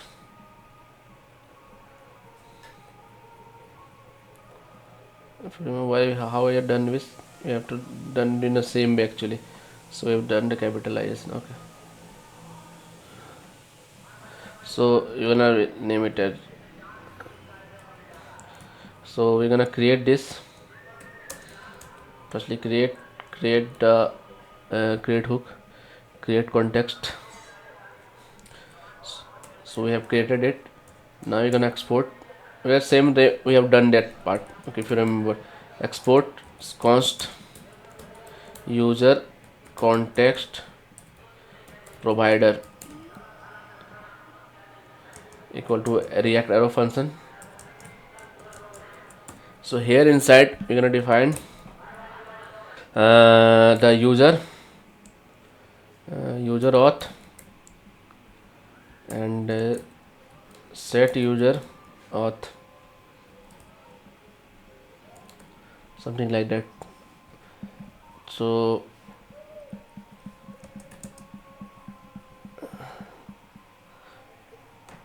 we can do it user also, user and set user.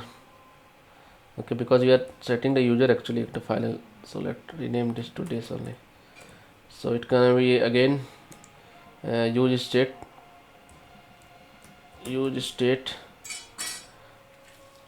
So we're gonna provide firstly the user will be null, no user or anonymous user will be there. Then we need one more function actually to get the user.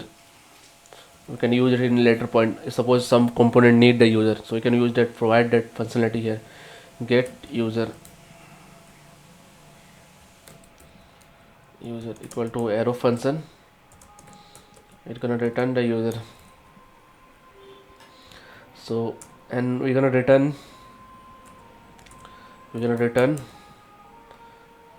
again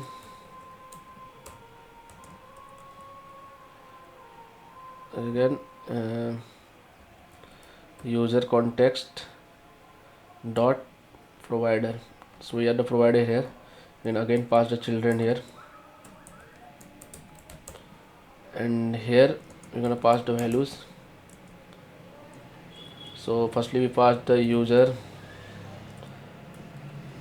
we're gonna need the user and set user,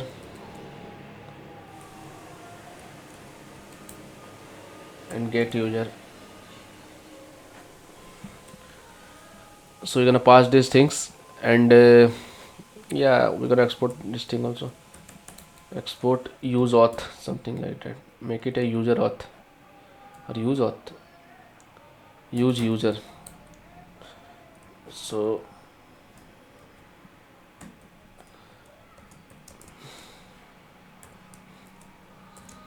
Last time we haven't written it, this time I'm gonna return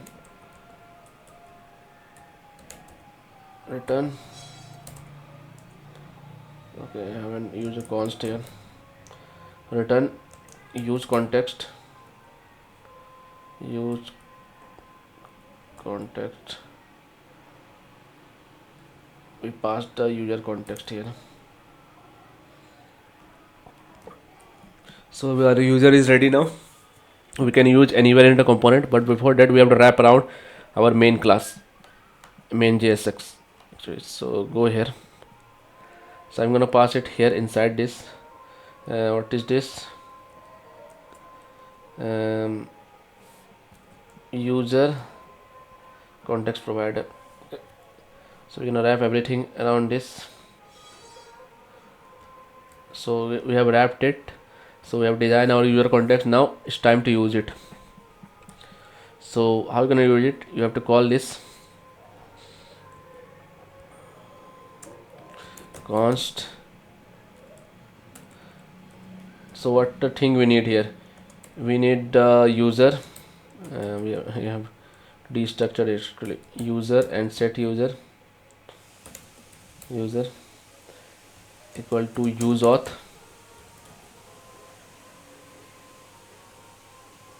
not user, actually it's a use user that we have designed custom build. So we have our user and set user. So we're gonna pass this value, actually set user.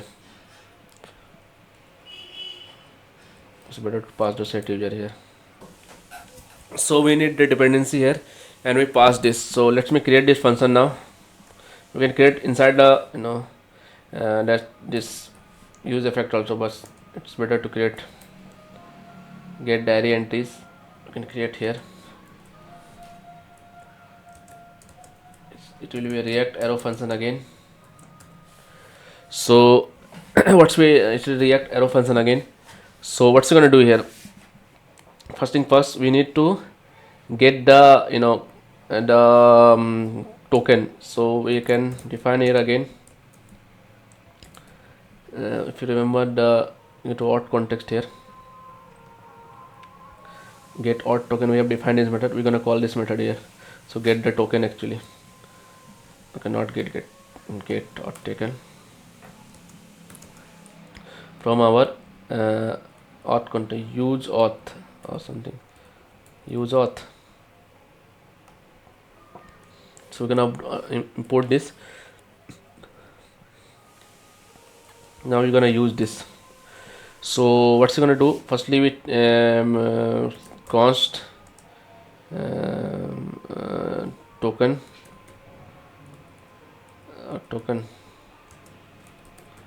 doesn't matter, token equal to get token.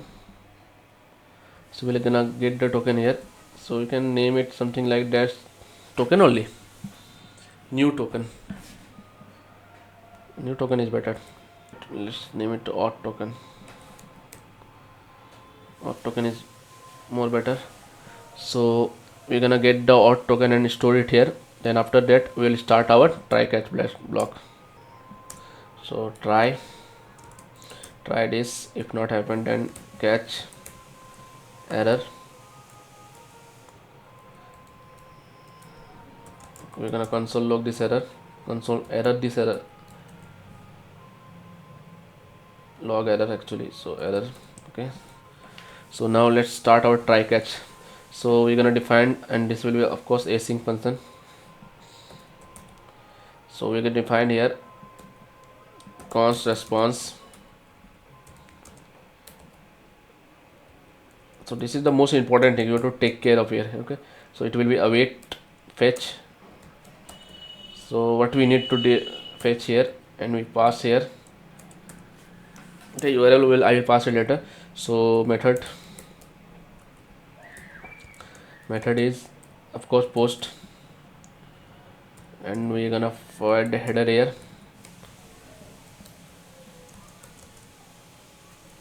Oh no, not like this, actually headers actually.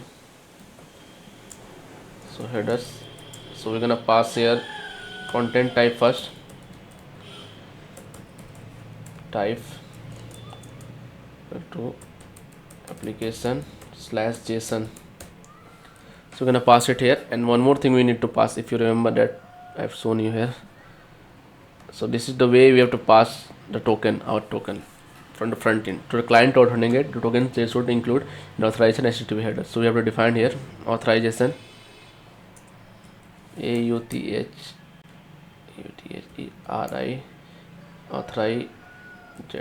authorization. Spell it correctly. Let's see this. I spell it correctly or not. AUTHOR. Okay. Authorization. I have to spell it correctly. Authorization. Okay. Again, instead of authorization will be. So authorization will be what? Our authorization will be. So like now. If you remember now, I am forgetting this one. See this. There is no schedule with it white space supporting to string. So we have to use the token here. Token. Then we gonna pass the token that we get, the token $sign. So we're gonna pass the auth token here. So this is our token created. Okay, I will check it. So this is our token, and after this we're gonna send the body. What body? Do you need to send a body here? It's gonna get request. No, we are dealing with get request actually. We are getting the data actually, not post request, of course. So body, do we need to pass any body here? Think about it.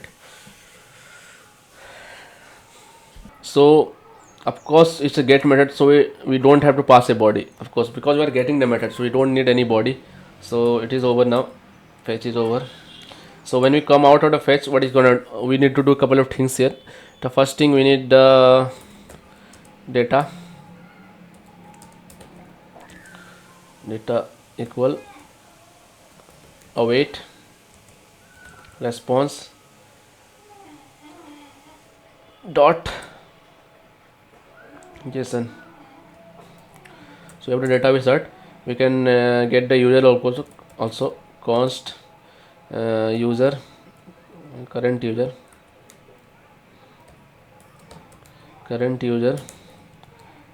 equal to data dot user. So for that purpose, to serve this request, we have to change here actually, if you remember the backend.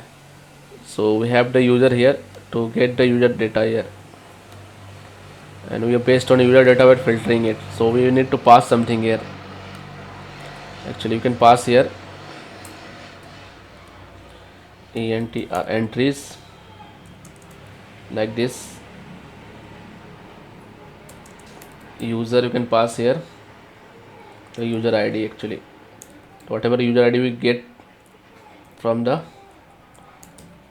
this request data, we're gonna pass it again as a response. Okay.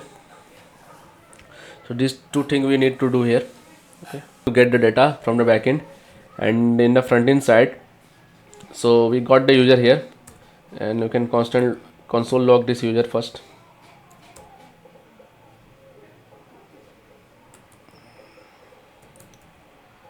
Log the. So firstly we would need to set the user, otherwise it won't work. The use effect won't work. Fail. It will set a null value. So let's see the user is coming or not. Current user. Let's see the current user first.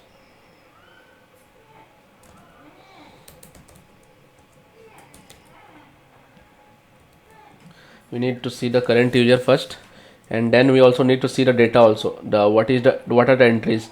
So const diary entries equal to data dot entries. If you remember, we have two dictionary pair. Just now I create this from here, entries, entries. So we get the entries. Now let's console log this entry first.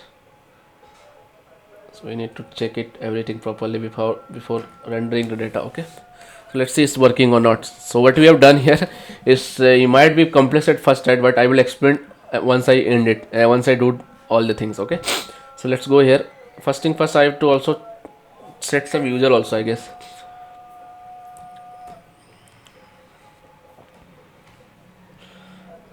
So these are the user to test. Let's go to the diaries entry. So see there a token is also there. If you select it, there is token for this test guy. So let's create some user. What is this entry for? Which user? Usage for user. So let's do create entry for test, also test user. Hey, I am test. This is my first entry. We just wanna render this entry. That's why I'm doing this. So save and add another. Let's see. This will be again for the test guy, and let it make it a second entry. Again save and another third entries. Okay, 3 entries will enough to test it for my side. Okay, so this will be third. Save, just save it. So these are the entries we have added. So let's fetch this data based on the user. Okay, so it should place the user, whatever the user id we get the current user here, the user id. Then we console log the what are the entries we have. Okay, so if this clear, then I will set this entry and just render the data. Okay, that's the thing we need to do here. Okay, so let's go here. Okay, something broke. What happened? Children is not defined. Use context. Where is this line? Where is this children? Am I misspelled something? Children. This is only children. So where is failing?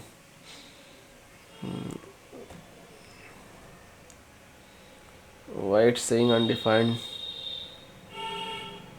So you guys have probably found error actually. So it's actually based on this, and I'm seeing this. Yeah, I haven't passed the props here. That's why I'm getting the error. Okay. So we should fix this error.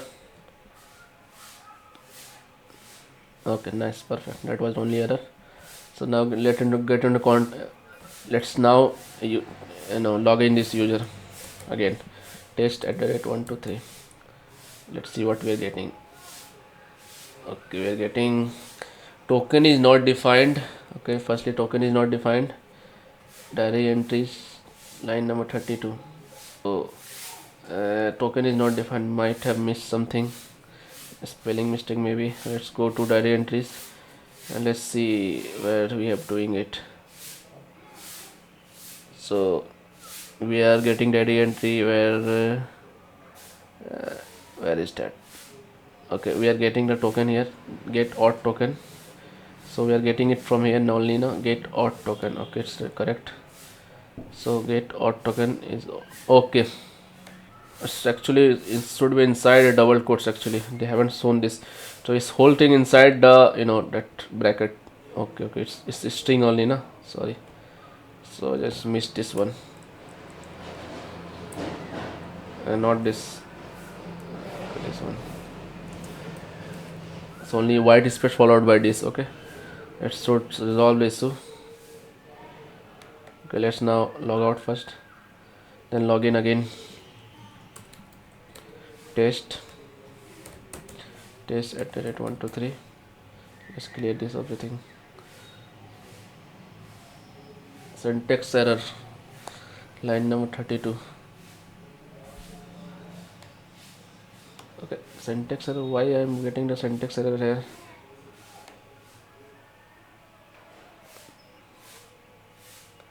For what purpose I am getting syntax error? It should show the error. So this is because I haven't passing passing the request to the endpoint. Okay, this is causing the issue. So I need to pass the endpoint to entries only. So let's get into that. API slash entries.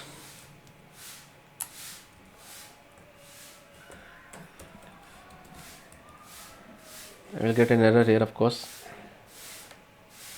So if you remember this is our API slash entries only now. If you remember this part, to get method we are passing the entries and entries here. So urls.py, we have this only, this create only, where is that entries part only.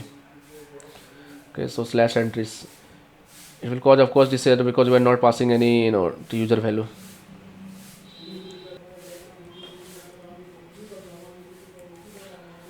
Now it should work.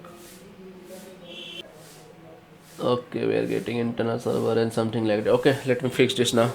So we are getting an error called internal server error. This error usually occur when something wrong with the server side. So let's see what's wrong with the server side first. Let's check that out. What is that? So user, if you see the other request, we are getting the user should be from user request dot user, not the data actually. So we have the user field from the user itself. So it should be user. So same thing here also. It should be user because it's defined on user. So we will get the user through the request dot user, not data. So we have two part actually, data and a user. Okay. Hope this solves this issue at least. Okay. Let's now do again. Let's see this. Clear everything. Let's log in.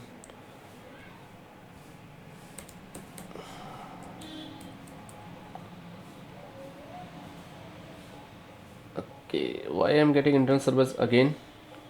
I'm getting anonymous user here from server side actually. See.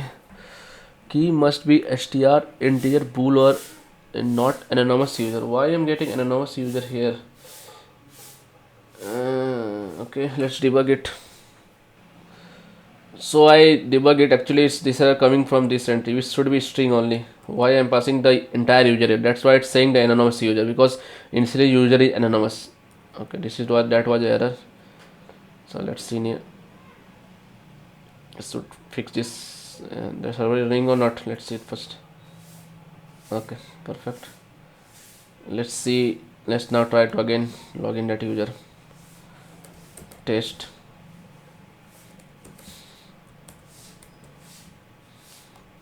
Let's see.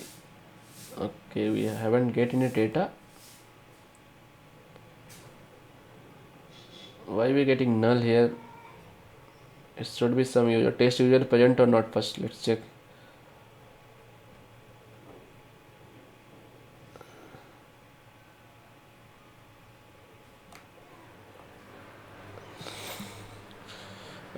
What is the user one here?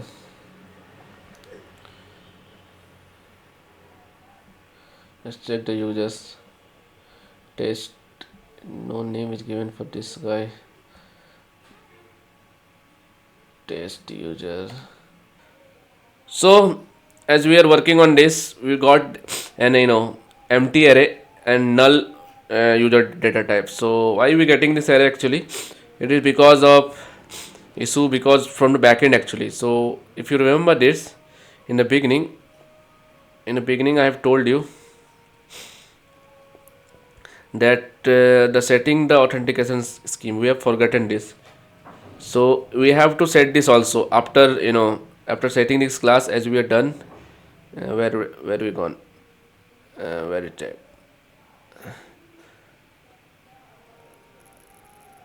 So token base, let's go to token. Yeah, before doing this we have to also do this task. Set the default class for that. We are using token base or the session based authentication. What type we are using? Token based authentication. So we have to set this actually. Okay, so go into token authentication. Okay, so we need to set this off. So I will copy this thing and paste it in the backend on the setting.py. Settings.py. So we'll go here. After this also I will paste here. Okay, so and I will change this to so we have to provide the default authentication class actually. So token authentication, we will replace this with token authentication. this one, let's see this one, and we're gonna remove this, we don't require this. So that's it only. Let's the server be restarted and we'll check. So let's go in the front end now and let's log in the user and let's see what we get. So you remember we have defined for test 3 entries. Let's see we are getting this or not. So we are getting, so that is the user number 3. If you remember, let me check that also for you guys. If you check it, so it's not user 1. Okay, because the it's anonymous user now. But yeah, from here when you're sending the data, we are getting the the entries here. See that, hey, the body part created and everything is there. Okay, so we are getting the data. Nice. Now we have to render here. Instead of this text, we're gonna render it. Okay, let's see that dynamically how we can do that. So where were we? So we don't need these entries now, and we don't need the current user also. And one more thing, like we can do it user also. We're already setting up the user here. We are already setting up the user, so you can use the user, you can as a dependency also. So you can, I will replace this with user.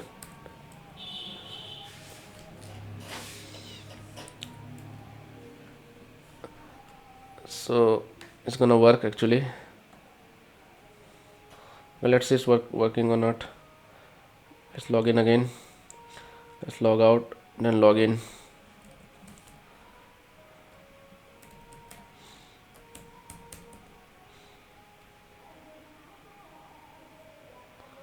Okay, we haven't fetched it, but yeah, it will work actually.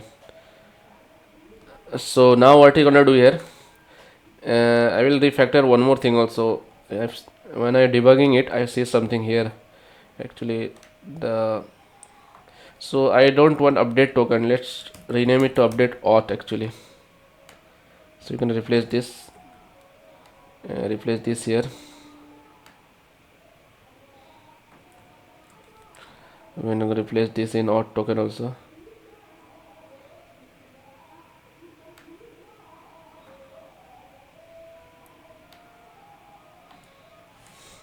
And we're gonna replace it here also.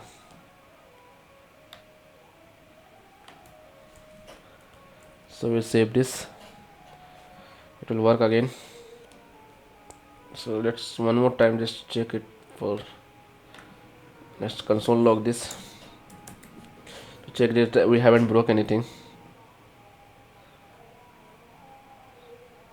Let's log in user test.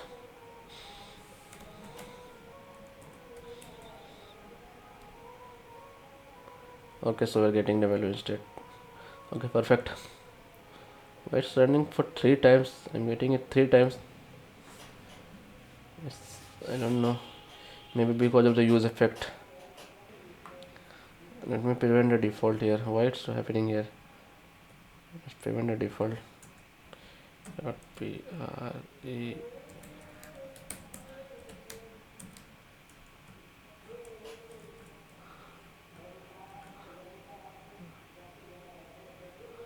Oh, we are getting cannot read property of undefined. Okay, cannot do this. Not leave it. I will fix it later. Actually, it should not print 3 times. Why is rendering 3 times? Let's remove this. So now what you're gonna do? We need a state hook to update the diary entry and then render this data. So we're gonna do it here like user diary entries and set user diary entries equal to use state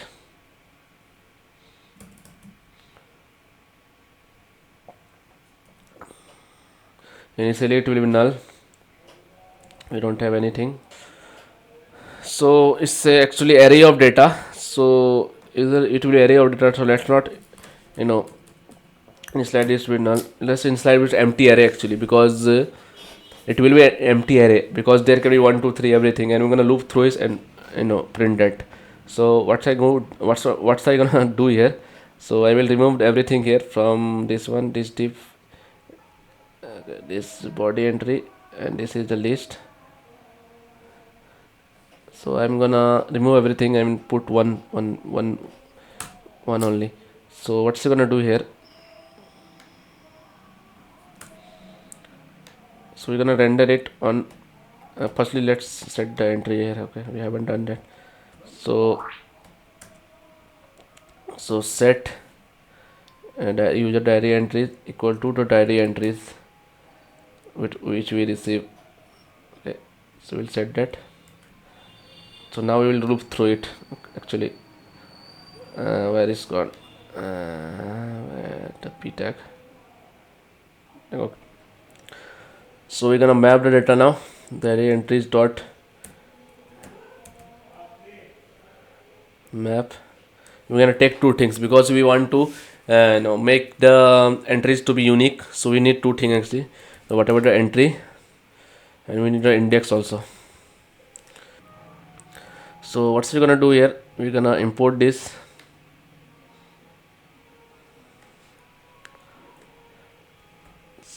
and we're gonna pass here the value entry dot body. We just want to render the body, and we will later change it to crop it and everything. Okay, so, but for now just render everything. Here key equal to index. Why I'm getting here wrong? Here something missing. I think I've done something wrong here. What is the map syntax? Let's change the syntax for map.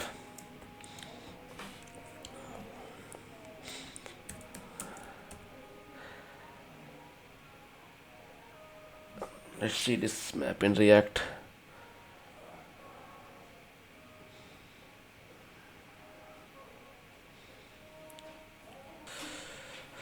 So let's see the syntax for map.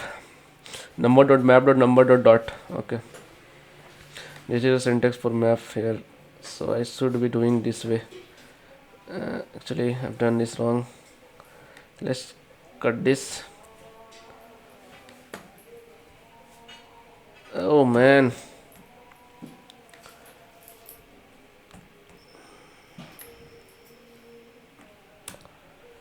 So what's he gonna do here? So we're gonna take the actually the entry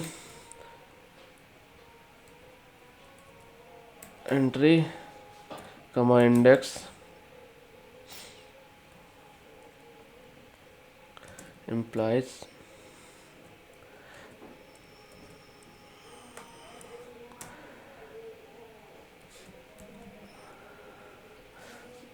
this is the way I can think of the map should work. So we're gonna render it according to key value the body of the map. Oh, let's see it's we are able to render it or not. Okay, see, nice. So we're getting the data here. Perfect. We are getting the data, all the three data. Okay, so nice. And one more thing, we need to update this one also. Okay, so this should be the count, the length variable of this array. Whatever array. So this array length will define a number of entries we have. So we're gonna update that. So here we're gonna do that. What we need to do here? Use, not use, user.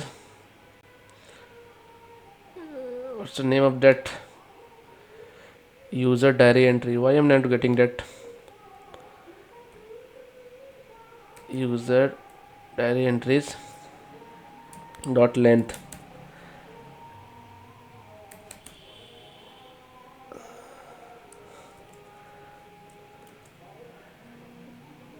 Why it's saying this like this?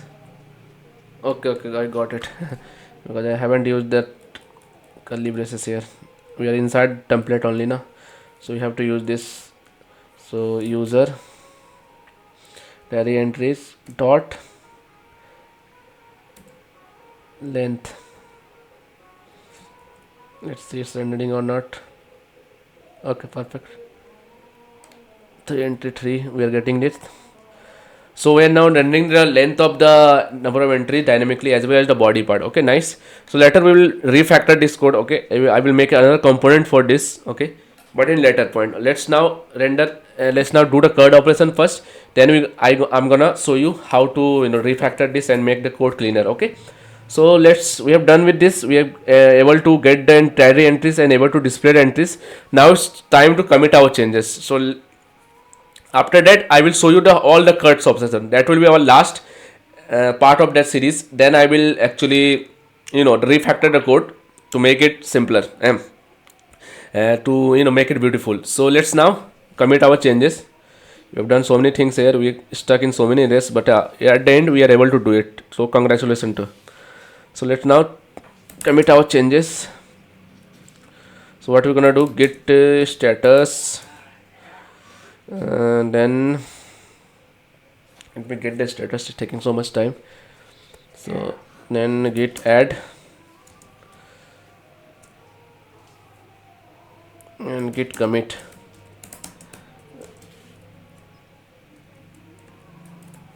Token authentication and dynamic rendering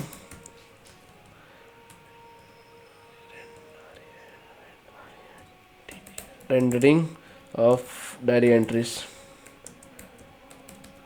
of particular user of a user. Okay,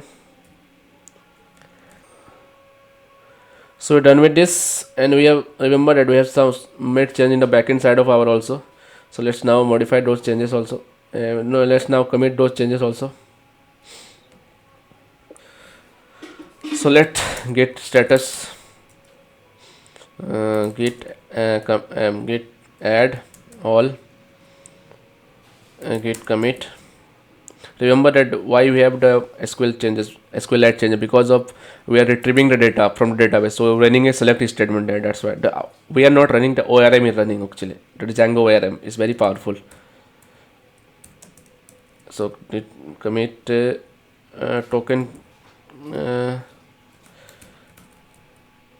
token authentication